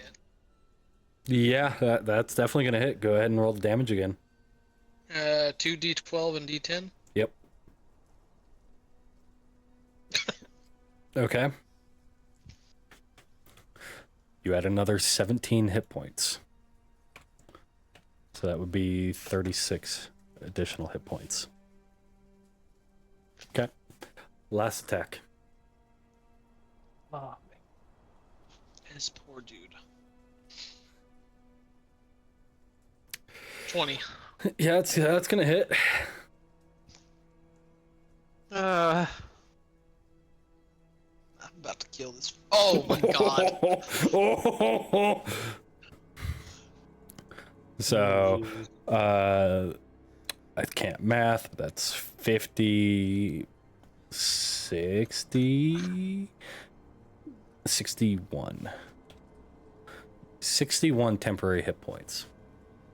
Please tell me the shopkeep's still alive. Barely. Legit barely. So, if one more of my attacks had had, like, how many more points would it have taken to kill him? 5. Oh my god. But you feel the presence start to wash away from inside of you. As the shopkeep, even after tanking all 3 hits, just stares you dead in the face. I fucking told you. So, I see what you mean, and I am sorry. yeah. Why don't we go ahead and put that back? Not gonna lie, I still kind of want it. Do you try and put it back? Yeah, I'll put it back. As you put the sword back, Try. you feel the way you said presence that. in your head screaming as you place it down. Thankfully, because of the bond you have with what the fuck is its name again? Daybreak? Sunsong? Sunsong, yeah. With the bond that you have with Sunsong, it is able to push this cursed weapon out. However, here comes the downside. You know those 61 temporary hit points that you get? They're gone. Not only are they gone, you take that as damage. What the fuck? Mm-hmm. Well, Double-edged weapon. So, that would leave you with 4. 14. No, 4. No, you had 75. Like, oh yeah, 61. My bad, I can't math it either. 14 hit points. And you feel weak and exhausted. You also gain 1 point of exhaustion. Of course, why wouldn't I? And last but not least, hey buddy, give me a wisdom saving throw, please.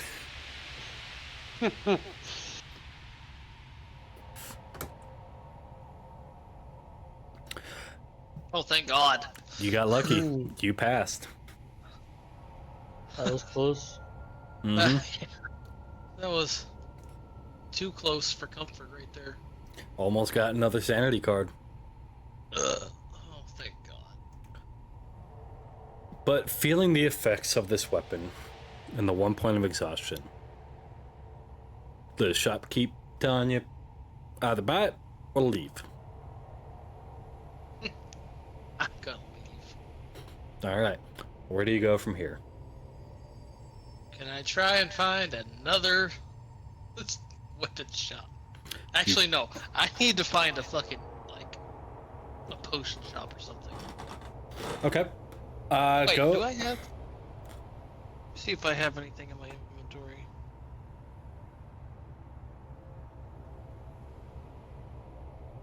I don't have the Dwarven Steel Battle Axe anymore.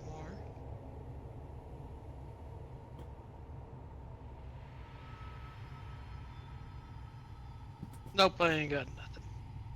Okay. If you want to try and find a shop, you can, or you can go and sleep it off. You know what? Fuck. Okay, yeah, let's just go sleep it off. Okay. Taking your time with the exhaustion and everything else going on, you move slowly. But you make your way back into town. Well, not into town, but back into the tavern. Up to the room where you do see Sange still sleeping.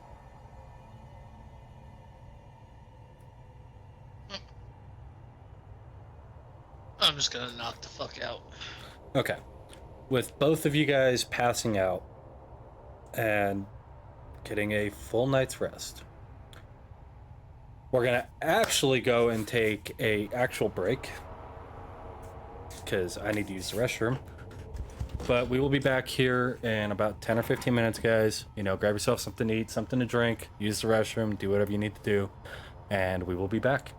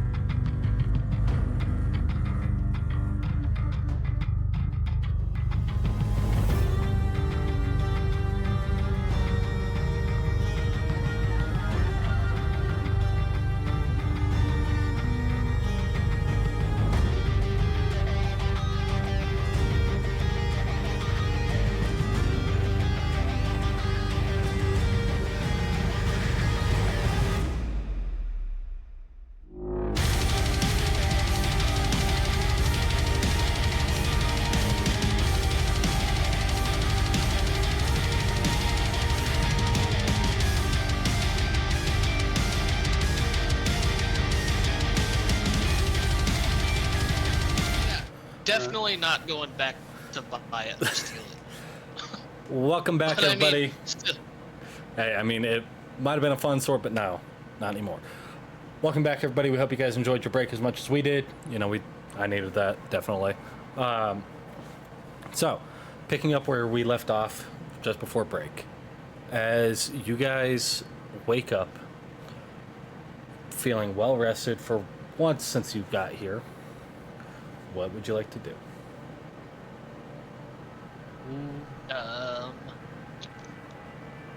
yes. I don't know, honestly. Well, are you going to give Sange his gift? Yes. Okay. Oh, I got a gift. You got a gift. Here you go, my friend. Oh, nice and shiny. How much did it cost you? You know. Don't worry about it. It's all good. Yeah, okay. Well, I just traded one of my other weapons for it. No big deal. Did they say what it does? No. But I know you like spears, and it looked very nice. Got it for you. Alright. Shopkeep said he traded it off with someone for something else, so I got it for you. Nice. This would be good and handy for next combat. Does require attunement, so it means you have to sit with it for about half an hour in order to attune it. And then after session, I'll get you the stat card for it. Yeah. But for now, in your character sheet, you can go in and modify the spear that you already have in there. It does the same amount of damage as the spear. Just has was my two-handed or my one-handed? same. So you can.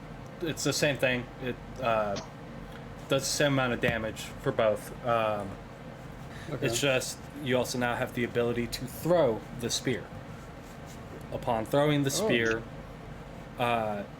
it will shoot out a chain lightning, a weak chain lightning, to anyone in a 15-foot straight line, dealing 1d6 lightning damage. Double that if they're wearing metal armor. And then can be recalled on a bonus action. So you can take your action to throw it and bonus action to recall it. Okay. Basically have a spear of returning plus lightning is what it is.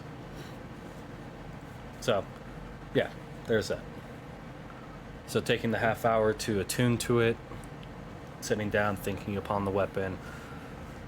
After a half hour, you do attune to it. Upon which you do learn its name. It is the Bolt of Cord. Cord? Cord. Or cord. K-O-R-D. Okay. Cord the Did you say Stronger. cork? No, Cord. K-O-R-D. No, I did. Did Kev say cork? Did you, Kev? I don't know. I wasn't Yeah. listening. No. Yeah, I think yeah. So, yeah. The Bolt of Cord is now your spear. Okay. What would you guys like to do? Do you want to set off on the journey of either going and trying to fight the Skull King, or are you going to try and set off on the journey to go off west and deal with the tower? No. Saying what option do you think would be best? Well, if we do the king, it'll be 50-50. If we go behind him, we might have a good advantage for going through the back way. That's if there is a back way. Without him knowing where we're coming, basically. You don't even know where his castle is located.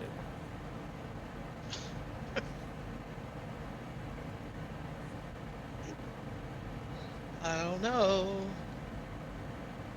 So you have the option of the Skull King, or the week-long journey across the barren wastes, possibly running into all those Sorrow Shades, as well as the Night Walker, and then getting into the tower and dealing with whatever's in the tower, on top of trying to sneak past a Shadow Dragon.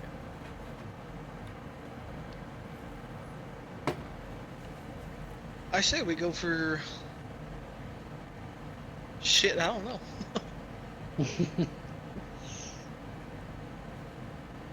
I mean, either way, both is going to be 50-50.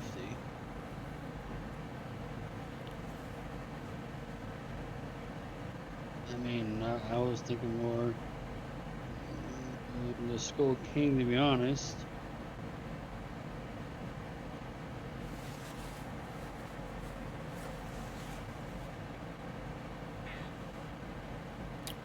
What he was doing.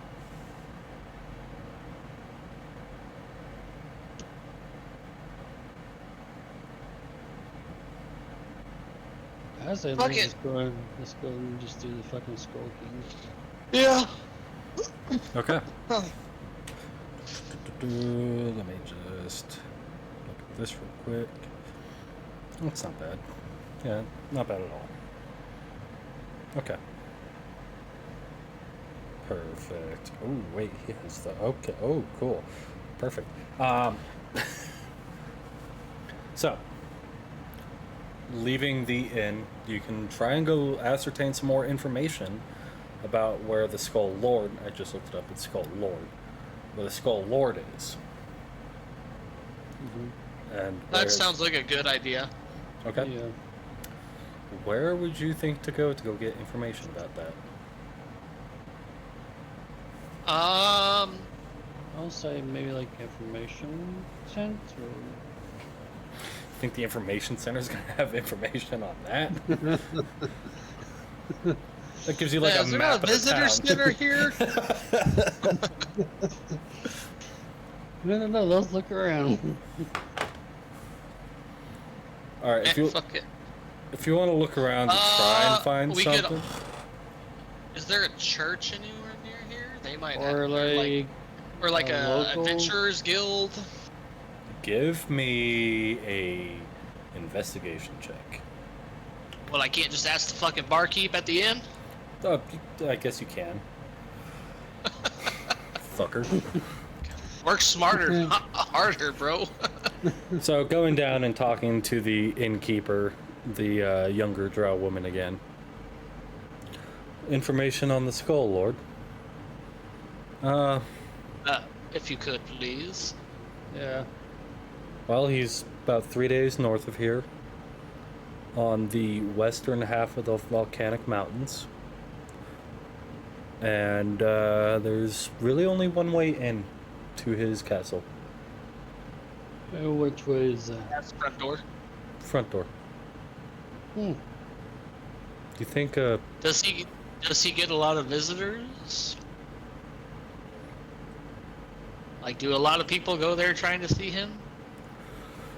as of late, kinda, but not the visitors that you would want to mess with. What do you mean by that? I've been hearing strange rumors that a lot of the night walkers in the area have been making their way to him.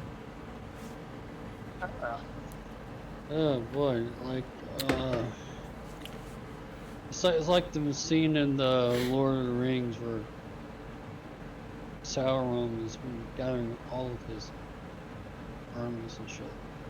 Kinda. Yeah. But I will say,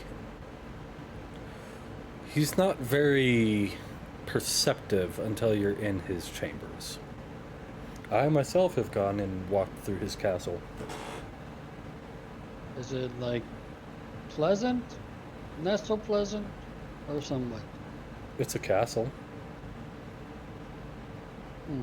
So, you know, ostentatious paintings of him, and yeah, it's nice. Hmm.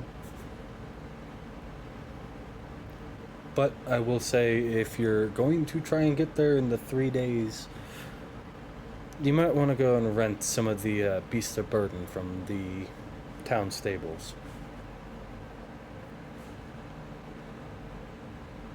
Otherwise, it'll take you about 3 weeks to get there. Okay. So the stables are on the northern end of town, the northeast side, to be precise, where you'll find the other gate. That is the secondary gate to get off into the northern wastes.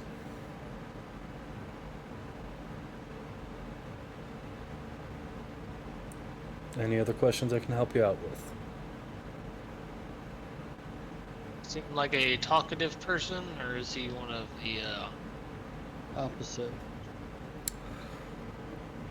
I never had the displeasure of talking to him, mostly because I stayed out of his chamber. From what I've heard, he'll let you talk, and then he won't.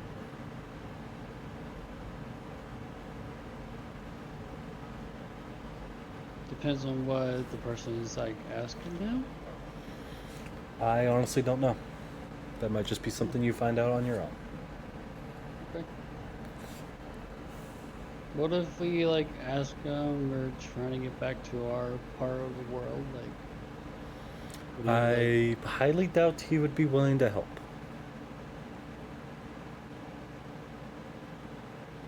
Most of guess us who that's just okay. try and get to the material plane just go off to the Ringed Islands. That's where we go. But if you're in a hurry and don't feel like trying to make your way through that tower, going through his portal is your best bet. Okay. And what if he tries to stop us? I don't know. Never tried. So, it's new territory. Has anybody tried? Not that I'm aware of. Now, if you excuse me, I need to get back to making food. Alright. Breakfast. Are you guys going to get food, or are you going to head out? Stupid to not get food. Yeah. Okay. So, for sake of brevity on that aspect, I'll say about 5 silver pieces each. It's a nice big breakfast. Odd in the sense of the meats are just off. You're not entirely sure what creature this egg came from. I mean, it does kind of have like a kind of sulfury smell to it. So everything's just a little off.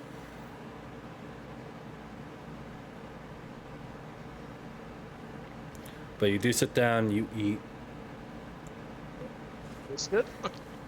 Yeah, it tastes good. It's just off. Yeah. Tastes a little bitter. Now, if you want to try and discern what animal this egg came from, I'll let you. Give me a nature check.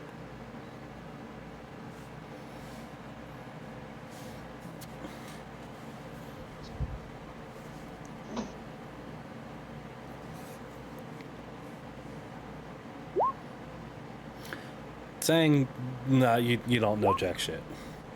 Draxx, on the other hand, he does. Yeah, abyssal chicken egg really tastes weird. An abyssal chicken. Abyssal chicken. Kev, go ahead and look up what an abyssal chicken looks like. I want to see his reaction.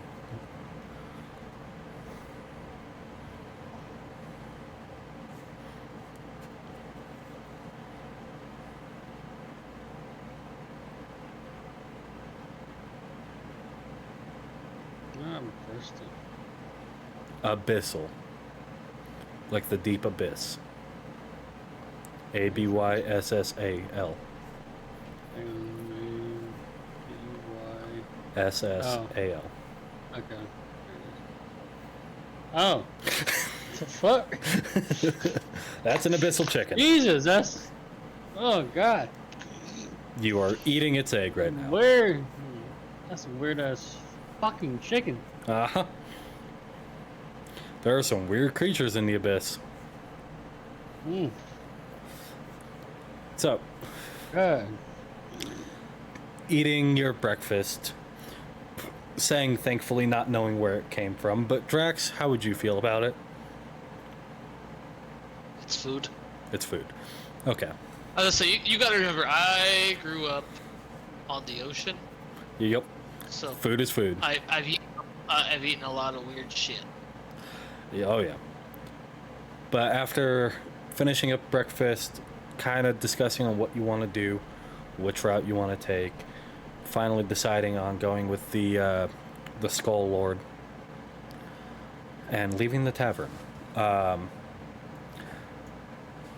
Do you guys go and get yourself some of the beasts of burden? Yeah. Yeah. Okay. Making your way up northeast into town. Go ahead and give me an investigation check. One of you.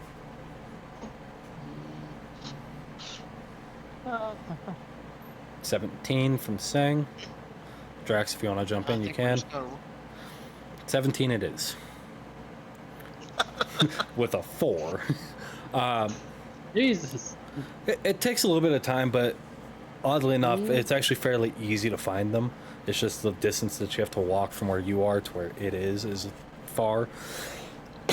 But approaching, you do see another Duergar manning the, I guess you could say, like the counter, if you will. As you two approach, he says, "Oh, We lost. I think his hotel Wi-Fi is shitting out."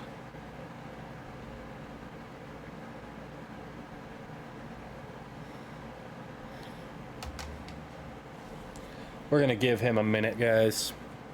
See what the fuck just happened. Especially since it fucks with all of our cameras.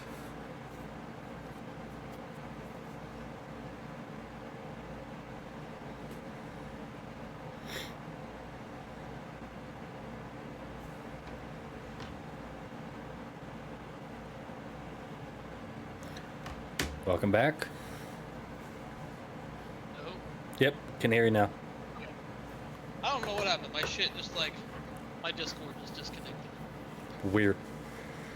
So, yeah, as you guys approach, the Duergar manning the counter looks up to you and says, "Hello. What can I do for you two?" We need a couple beasts of burden. Where are you heading? The Demon Lord, or the Skull Lord's castle. Yep. Okay. About the only thing that we got that can make it up there is our displacer beasts. Tame displacer beasts? Fuck yeah, we do. They're the only thing that can get up through those volcanic mountains. Of course we're gonna get a few of them.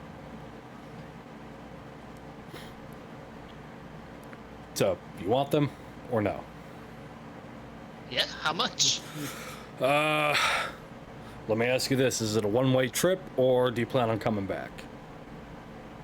We plan on it being a one-way trip.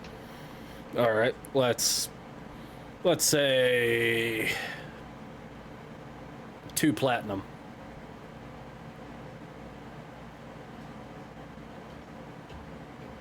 1 platinum each. Okay.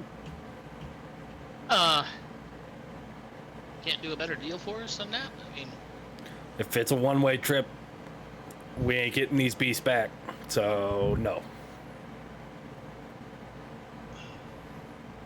wait, hang on a second. Hold on a minute. Hold on a minute.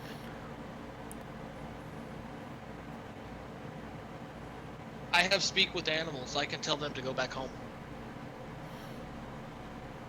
The issue is that there's a high likelihood that they'll die.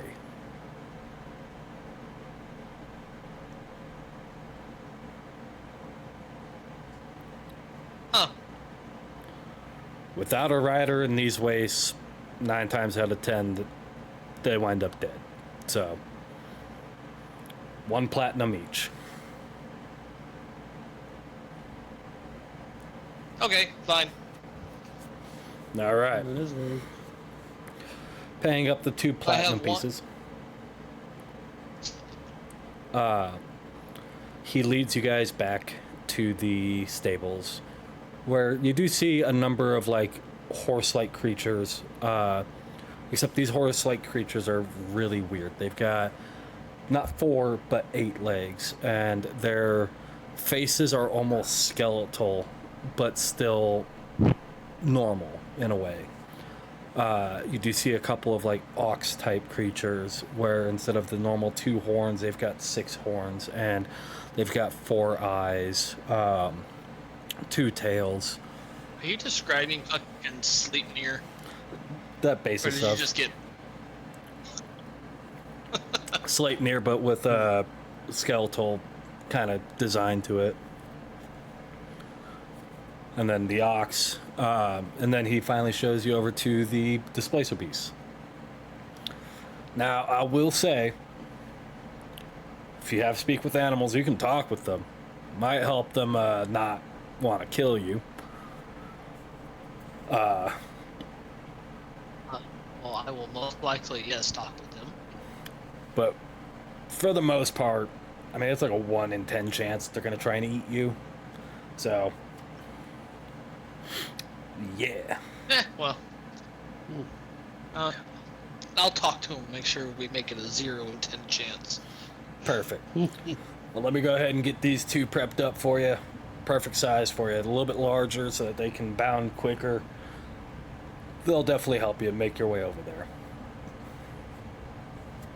And he takes the 2 displacer beasts on a lead, takes them off somewhere you're not entirely sure. And they come back not too much later with saddles already equipped onto them, and a couple bags on the sides as well with some meat and whatnot. And he looks to the both of you and says, "All right, here you boys go. Anything else I can help you out with before you take off?" Nope. All right. Sir?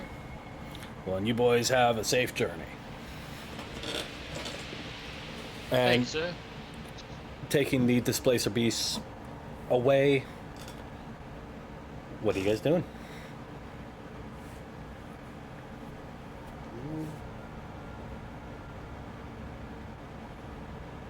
Might as well head over there and get on the ride. Okay. You guys gonna mount up Yeah. onto them? First I'm gonna ask if there's a map, A map? Yeah. so we can actually... Give me a gold.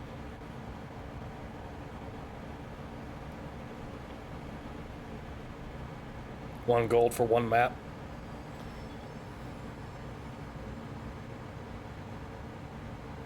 Are we losing you again, Drax?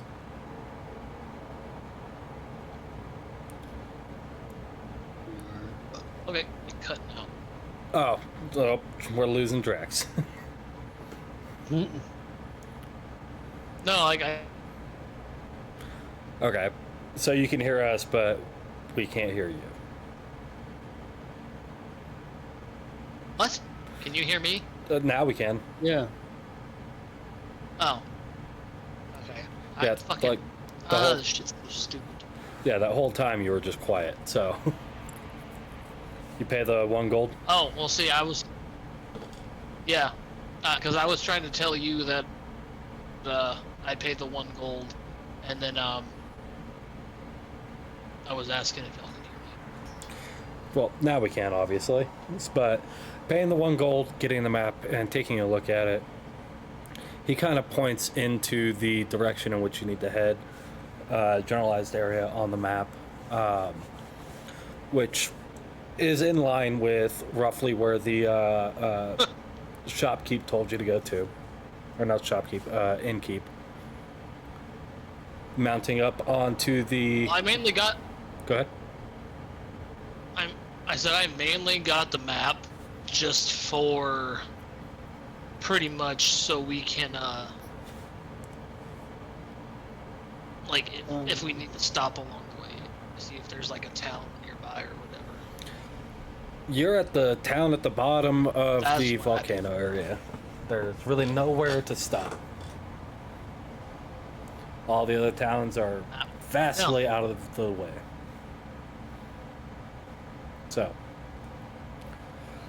but mounting up onto the displacer beasts and heading out. Are you going to try and talk to the displacer beast, Draxx? Yes. Okay, what do you say?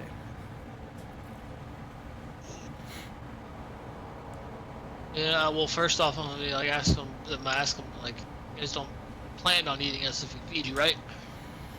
As long as we're fed. I mean, I won't. She might. She gets a little nippy. And that's the one that Sange is sitting on top of. Oh, that's lovely. As long as I'm fed, I won't eat you. I And find that hard to believe. you know, maybe, just maybe, if we get through, you could take us to the prematerial plane. It's a lot less deadly there for us. What do you think, Drax?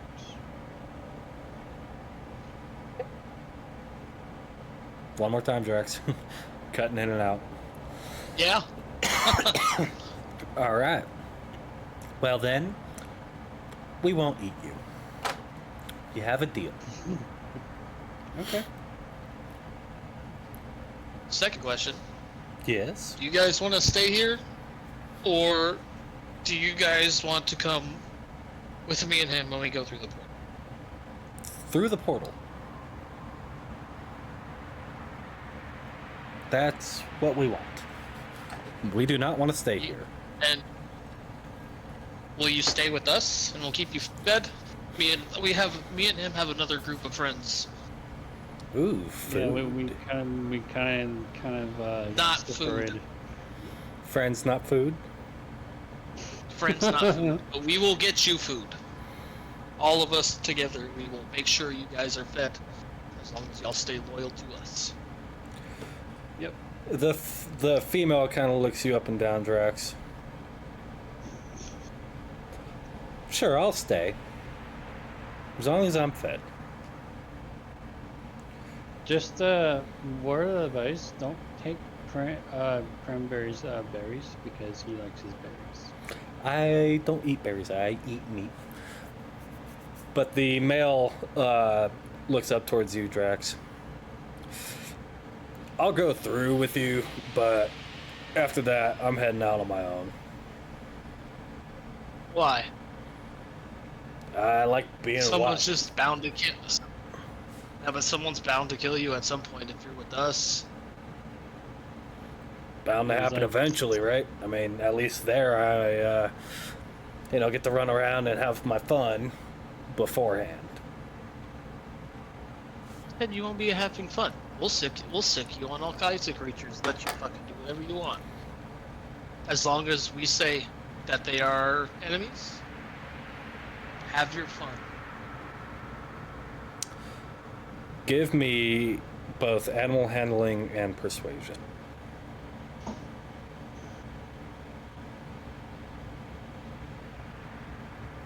Which, by the way, saying this entire time all you've been hearing is like roars back and forth between them. Like weird chitters and whatnot. 14, and then the persuasion. I almost rolled for perception. 20. He looks up to you and says,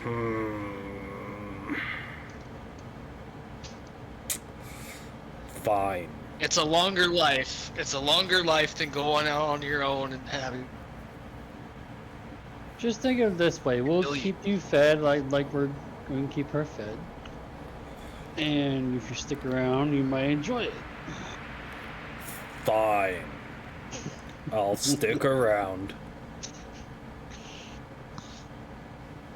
This is real. I'm gonna look over to freaking Sange and be like, this is turning into a real freaking circus farm over here. But I love it. So, The finish dire up. bear cub was just back there. What about me? Yeah, just chilling on the back, hanging out with you, going, but I've been here the whole time. But Dad. Wait, but you're still a baby. Okay, fine.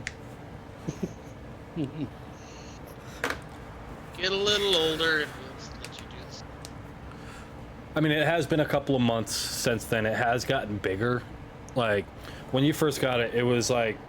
Yeah, but he's still... It was like medium dog sized almost. He's still a cub. Yeah, he's definitely a cub. They stay cubs for a couple of years, but now he's like large dog size now.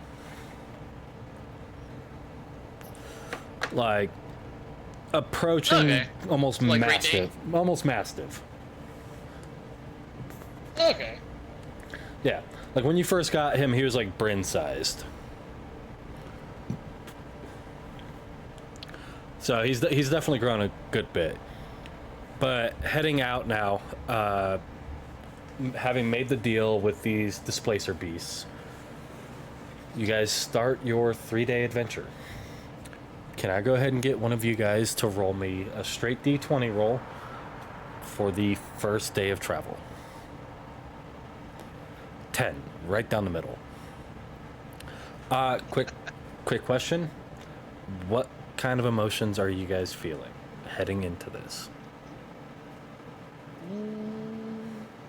Hopeful. Hopeful? Yeah, I would say the same.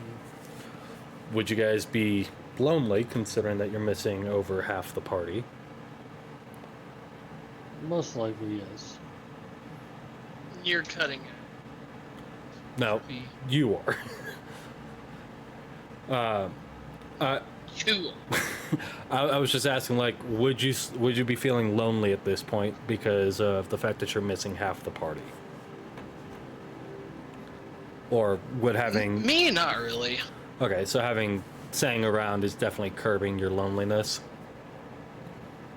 Yeah, well, that and the fact that, like, you know, pirate. You know, I'm used to Well, you're used to being on long. Yeah, you're used to being on a crewed vessel with plenty of other people. So... God, his Wi-Fi is shit. And I was also hunting for it's hotel Wi-Fi. What do you expect? I am aware. Yeah, no, it just letting you know it is shit. If it's shit, it must not get good fucking reception over there. So, okay, so no loneliness from you, but some loneliness from Horrible. Sange. Okay. All right. As you guys push through the day, it is a lot quicker. You make up a lot of ground being on the displacer beast. And it's kind of cool. Anytime the displacer beasts notice something that could be viewed as a threat, they activate their ability, and instead of there just being the 2 of you, there's now 4. So 2 of each of you. Kind of make you appear to be a bigger group. One question. I love displacer beasts. They're cool. What's your When question? we get back through the portal, like, how would the rest of the group feel us bringing, like, more on? Don't know. And what were you saying, Draxx? I was gonna say, as soon as you said they have tame displacer beasts, I was You're like, I joking. want one as a pet. Yeah, displacer beasts are cool as shit. So, I don't blame you. But pushing on through the day, it goes by quick. Being on the back of a displacer beast, you make up a lot of ground. The amount of ground that they covered in one day would have taken you probably about a week. But they are built for these kinds of environments. And I love it. it's about this Are there time. any animals around? Actually, Doug, you know what? Never mind. I mean, if you want to see if there's like any sort of like flora or fauna around, go ahead and give me a perception check. No, well, we're not really making camp yet, are we? I was gonna say it's No, starting to come down to the not. time where you probably should be. Okay. Well, in that case, like, Yeah, I'll get a good sense of the flora and fauna that's around. Okay. Then go ahead and give me a perception check.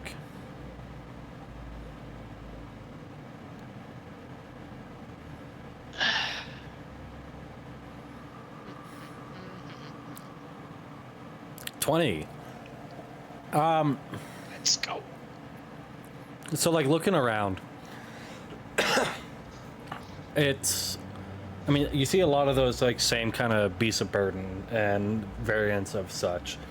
Like the 8-legged horse, the ox, other displacer beasts way off in the distance, kind of hunting in a pack to take down one of these ox. You do see some, like, odd, gangly, unusually So long I'm gonna- birds flying Ask the overhead. two displacer beasts and be. When I ask the so the ox don't the Didn't hear a goddamn thing you said.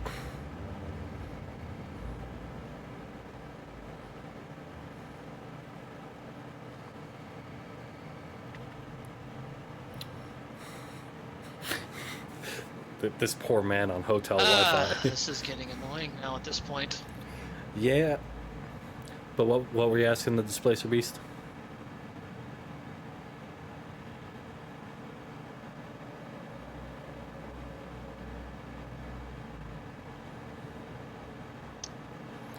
Think he died again. I think he did.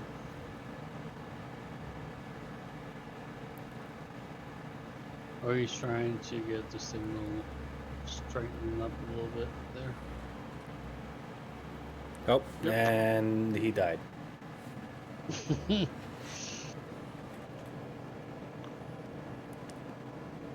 We'll give him a minute to come back. Hotel Wi-Fi is never fun, guys. So, you know, it was doing so well for 2.5 hours, and now it's shit now. Yep.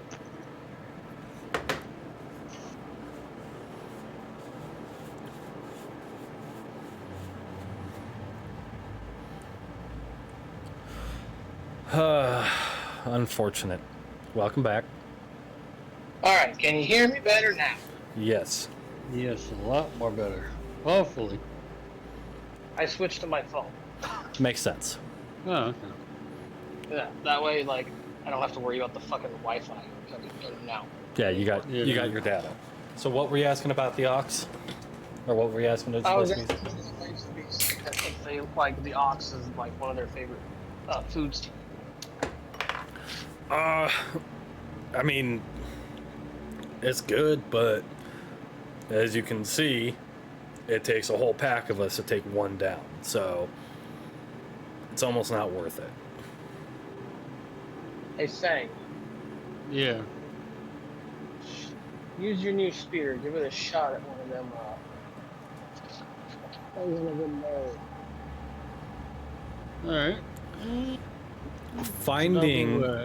Finding yourself one of the ox not too far away and setting it in your sights. If you want to try and attack it with your new spear, go ahead and roll to hit. It is a +2, so just use your spear +2.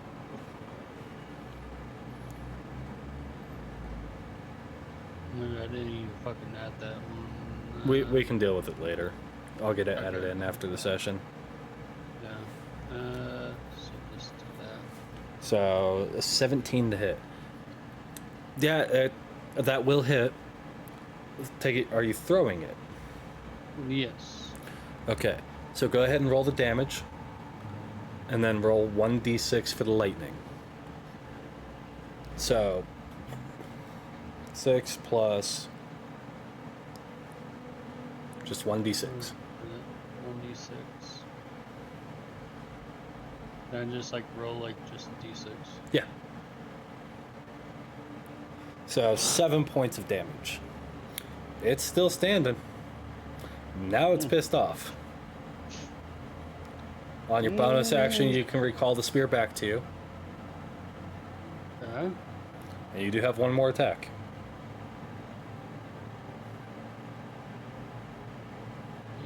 Yeah. That's definitely gonna hit. Okay, now roll the 1d6. 6 points. Still standing. God damn. Why don't you fucking go down, you piece of shit?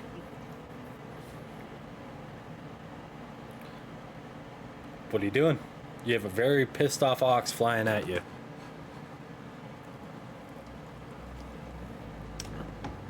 A 12 is gonna miss. Ah, fuck.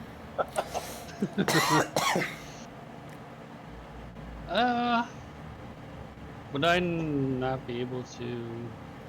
We're in like loose Use- combat. You could kind of go back and forth. I mean, a couple more turns and the ox is gonna be right on top of you. Alright, well, I'm gonna wait for it to get closer. And actually, I'm gonna kind of charge it as it's going. Okay, gonna charge into it. Uh-huh. Okay, heading towards it now. Full bound with that. 15 is going to hit. Alright, will you roll the damage for Sun Song?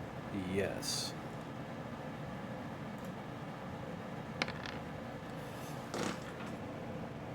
Let it roll. You only got 8 points of slashing damage. It is still standing.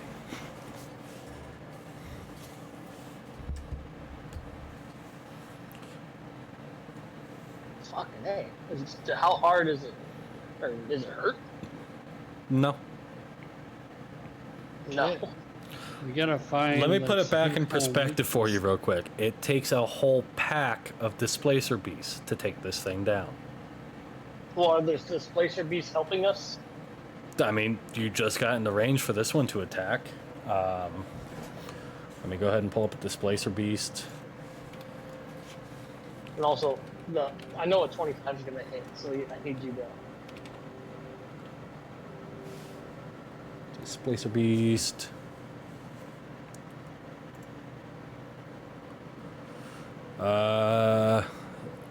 Makes 2 attacks with its tentacles.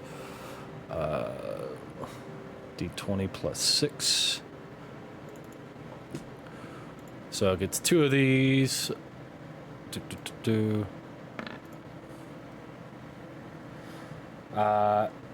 Both of those are gonna hit. That's gonna hit. So let's get that pulled up real quick. Boom, boom. 5 points of slashing damage from you there, Draxx. God, why is my fucking damage so fucking low? Just getting a real shit roll on that. And then there's 2d6 plus 4. So 46 plus 8. 17 plus 8. I can't math. 25. 25. So 25 points of damage from the displacer beast. Okay. It's still standing. Sang, anything you want to do? I'm gonna try this one last time. See. 9's gonna miss. God damn. You can attempt another one because you do have 2 attacks on your turn. 8's gonna miss too, especially with it being a natural 1. God damn it. Now we come back to you, Draxx. The shit rolls continue.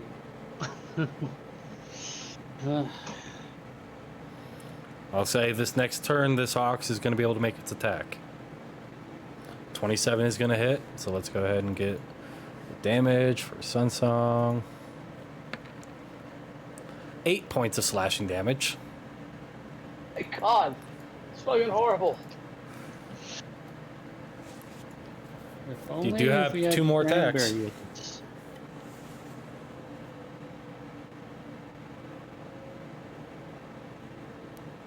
Would you like to make 2 more attacks?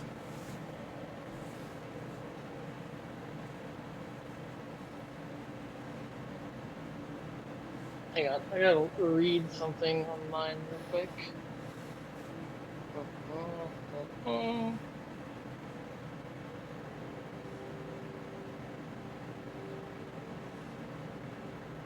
yeah, okay. So I'm gonna do this. As we wait in the I'm just turn. rolling this. Okay, Searing And- Smite on that attack. Yeah, on this next attack. Okay, well you can call Smite after an attack to make sure that you hit. Oh, well I'm gonna do it on the next one. Okay, so on this 26 to hit, 13 plus 18 points of damage. All right, that one's not bad. And you have Now, oh wait, I still have one more because I use my bonus action yep. for the Searing Smite. So I have one more attack. One more Sun Song. Because this takes forever. And 6 points of slashing damage on that one. It's starting to look hurt. It's hurting now. And now the Displacer Beast gets its attack. 2 d20s plus 6. 1 miss, 1 hit. So it's going to be 2d6 plus 4. That's 14 points of damage on that attack. That's really hurt now.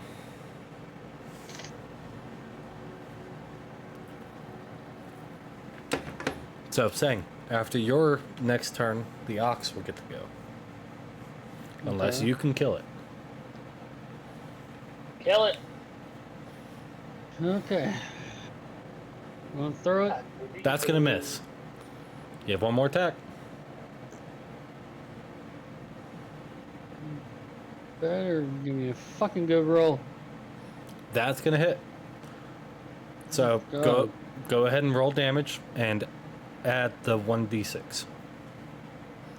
3 points of damage. 7 points of damage in total. Still standing. Goddamn. All right, Drax, you ready?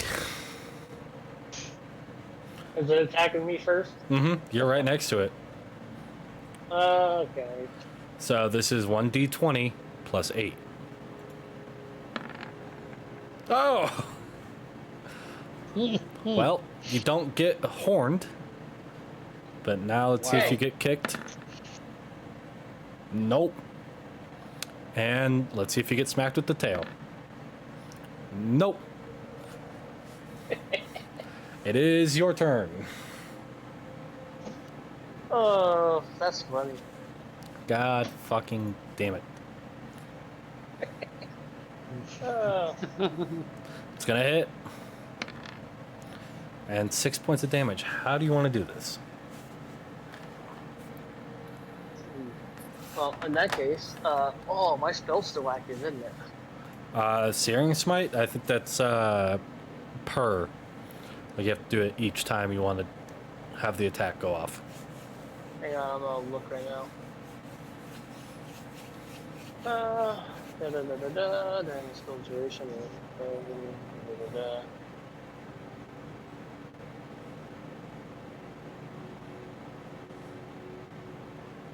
I mean, that technically,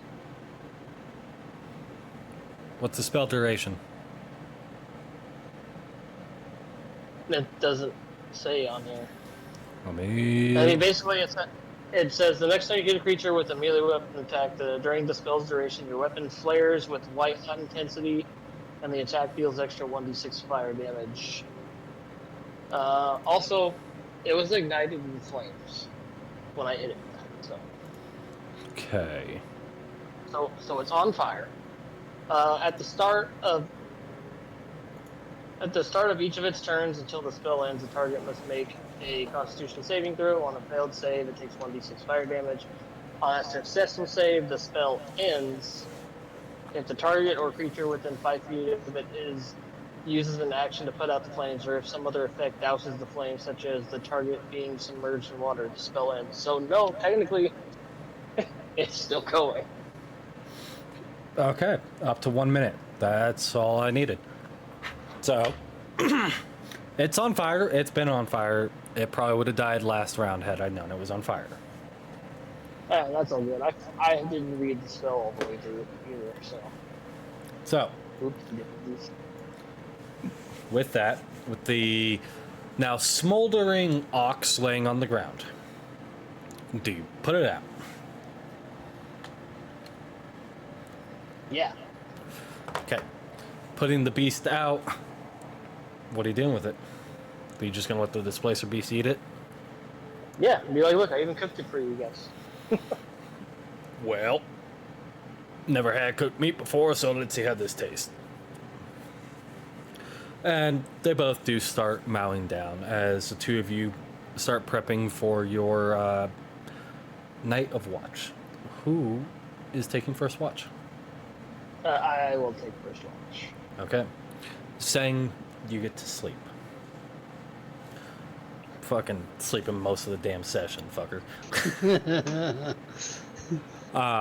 Please do that. Wasn't he sleeping when I first met him? No, he was fighting in a gladiator ring when you first met him. Yeah, but wasn't he like... I could have sworn he was asleep or something. No. So, Drax, go ahead and give me a perception check.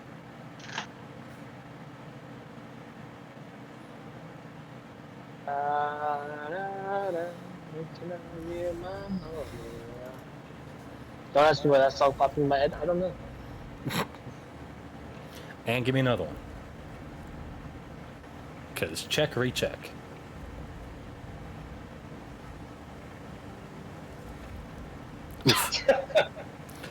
So, on your first pass through looking at everything, hyper vigilant, you picked everything up.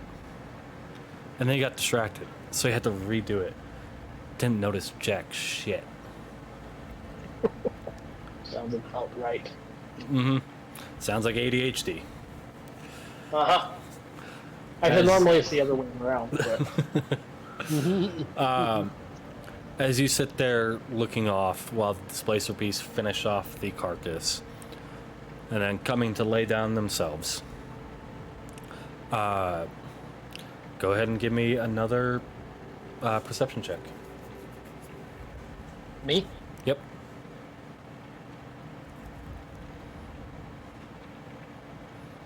And another.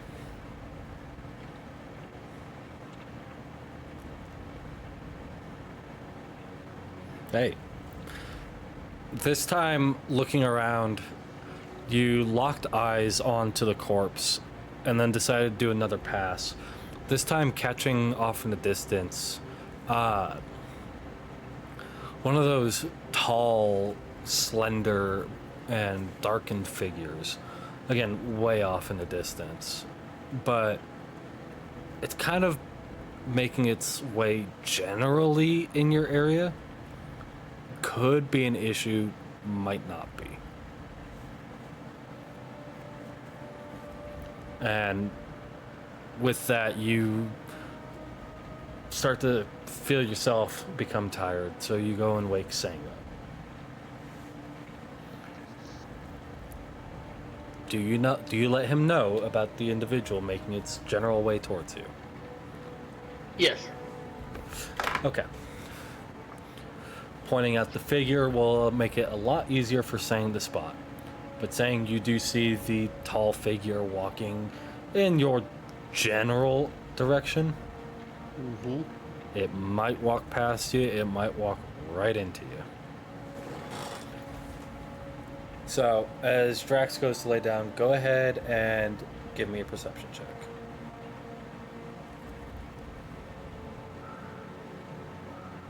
Nine. You're too focused on watching this figure as it walks closer and closer and veers off to the side, walking away from you, to really notice anything else. But as you continue on with the night, kind of just watching it from a distance, making sure it's not going to double back, go ahead and give me another perception check.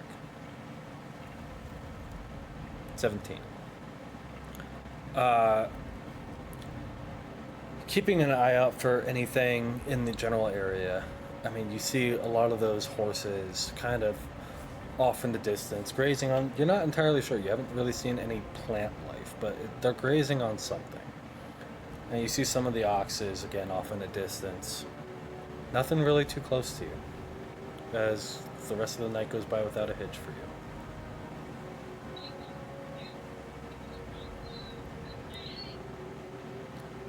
And as the night winds down, you start to feel tired again. And you wake Draxx up one last time. Draxx, go ahead and give me a perception check. Perception.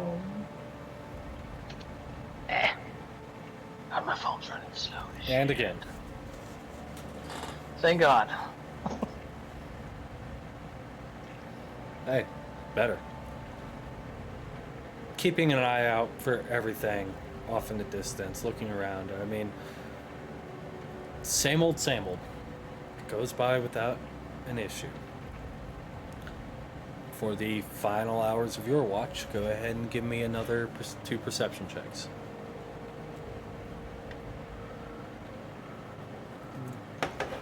Come on, you bitch. Oh, and that 20.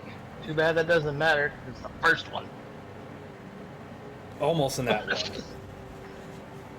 I was waiting for it. You got hyper fixated on something off in the distance for a minute and totally forgot to look at your surroundings. But that's something way off. I'll give you this, since it was a natural 20. You do watch way off in the distance as you see like 2 different things. First, you see the sand kind of raise and then lower, kind of creating a small dust cloud as it goes. And not too far above that dust cloud, you do see a large, leathery winged creature. But you get so fixated on those that you forget to look around, and you start looking around. But now all you can think about are those 2 large creatures off in the distance. I mean, they're a good distance away from you. But other than that, the rest of the night goes by without a hitch. Let's go. And you go to wake Sang up for the final watch. Sang, go ahead and give me the first perception check.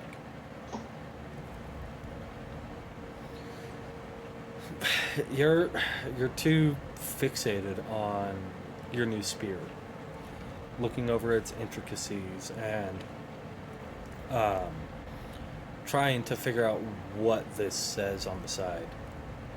It's a nice spear, but you're too focused on it to pay attention to your surroundings. Go ahead and give me another perception check for the final shift. 20. Looking around, you're not sure if it's because of the displacer beast with you, but nothing tonight has tried to get close to you like they were the other nights. They seem to be keeping their distance, even more so. But as the night finishes and you guys get ready for the next day of travel, for sake of brevity, can I go ahead and get you guys to give me 2 d20 rolls for the 2 days of travel? So 2 of each? 1 from each of you.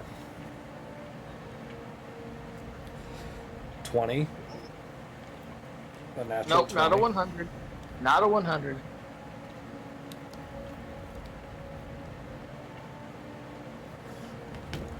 Wow, it's taking forever on my end, too.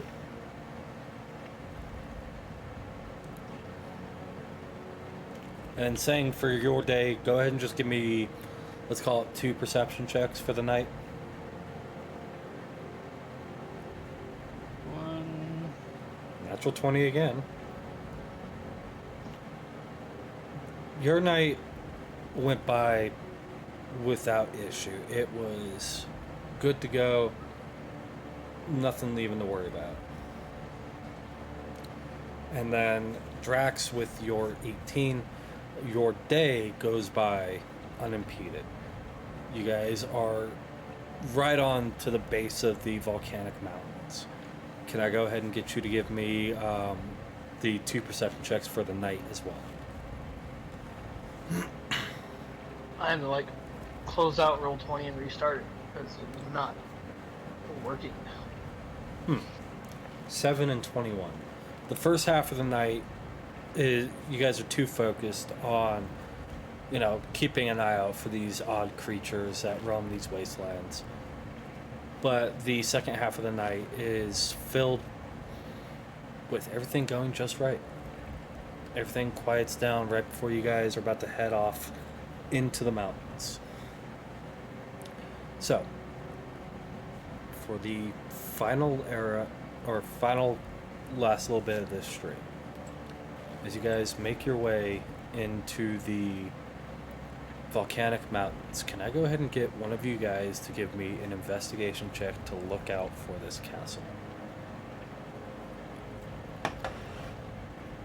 Goddamn, saying what's with all the fucking 20s? That's like 3 nat 20s. Holy shit. Better. All the bad rolls are finally wearing off. Now you're getting all the good ones. Too bad they're not going to help you out tomorrow. Or not tomorrow, next week. Yeah, well. So, with a natural 20 looking out for this castle, you keep looking as the day goes on and on. And right when you're about to set down for camp, you spot it. Sitting up in the mountaintop or in the side of this volcano with 2 streams of lava flowing on either side of it, you see this grand, auspicious castle built out of black stone and gilded marble and pretty much any fancy thing you can find in this area. It is built into this castle. Deciding, instead of setting up camp down in the basin where you have the potential of lava flow flowing on top of you, you guys make your way up the mountain. Can I get... We're going to use the Displacer Beast for this. Where they're... Can I go ahead and get you guys to give me D20 plus 2? This is their athletics.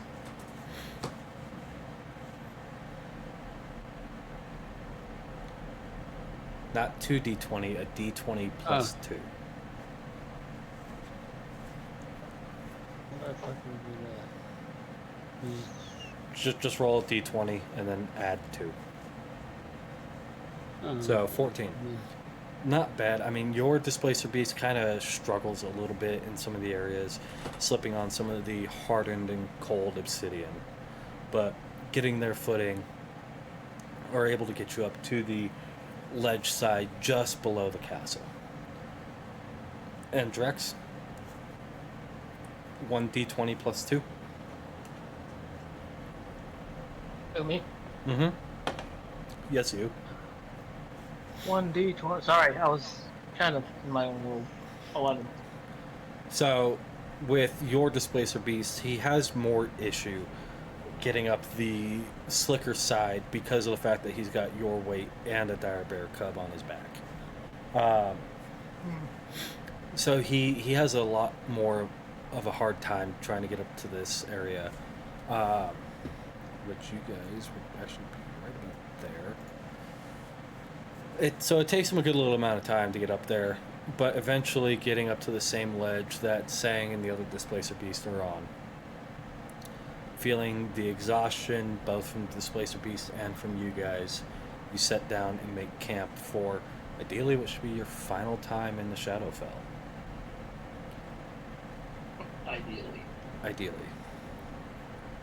So, as you guys set down for camp, that is going to be where we end tonight's episode of Dungeons and Dumbasses. We hope you guys enjoyed, and if you did and you're not already, make sure you drop a follow here If you want to catch up on everything that's happened up until this point, we have a podcast that's available on Spotify, Anchor, Amazon, and Google Podcasts. If you want to watch everything that's happened so far, we have a YouTube channel available under Dungeons and Dumbasses, so you can go and watch the VODs, usually right after they happen. I try and get them uploaded pretty quickly.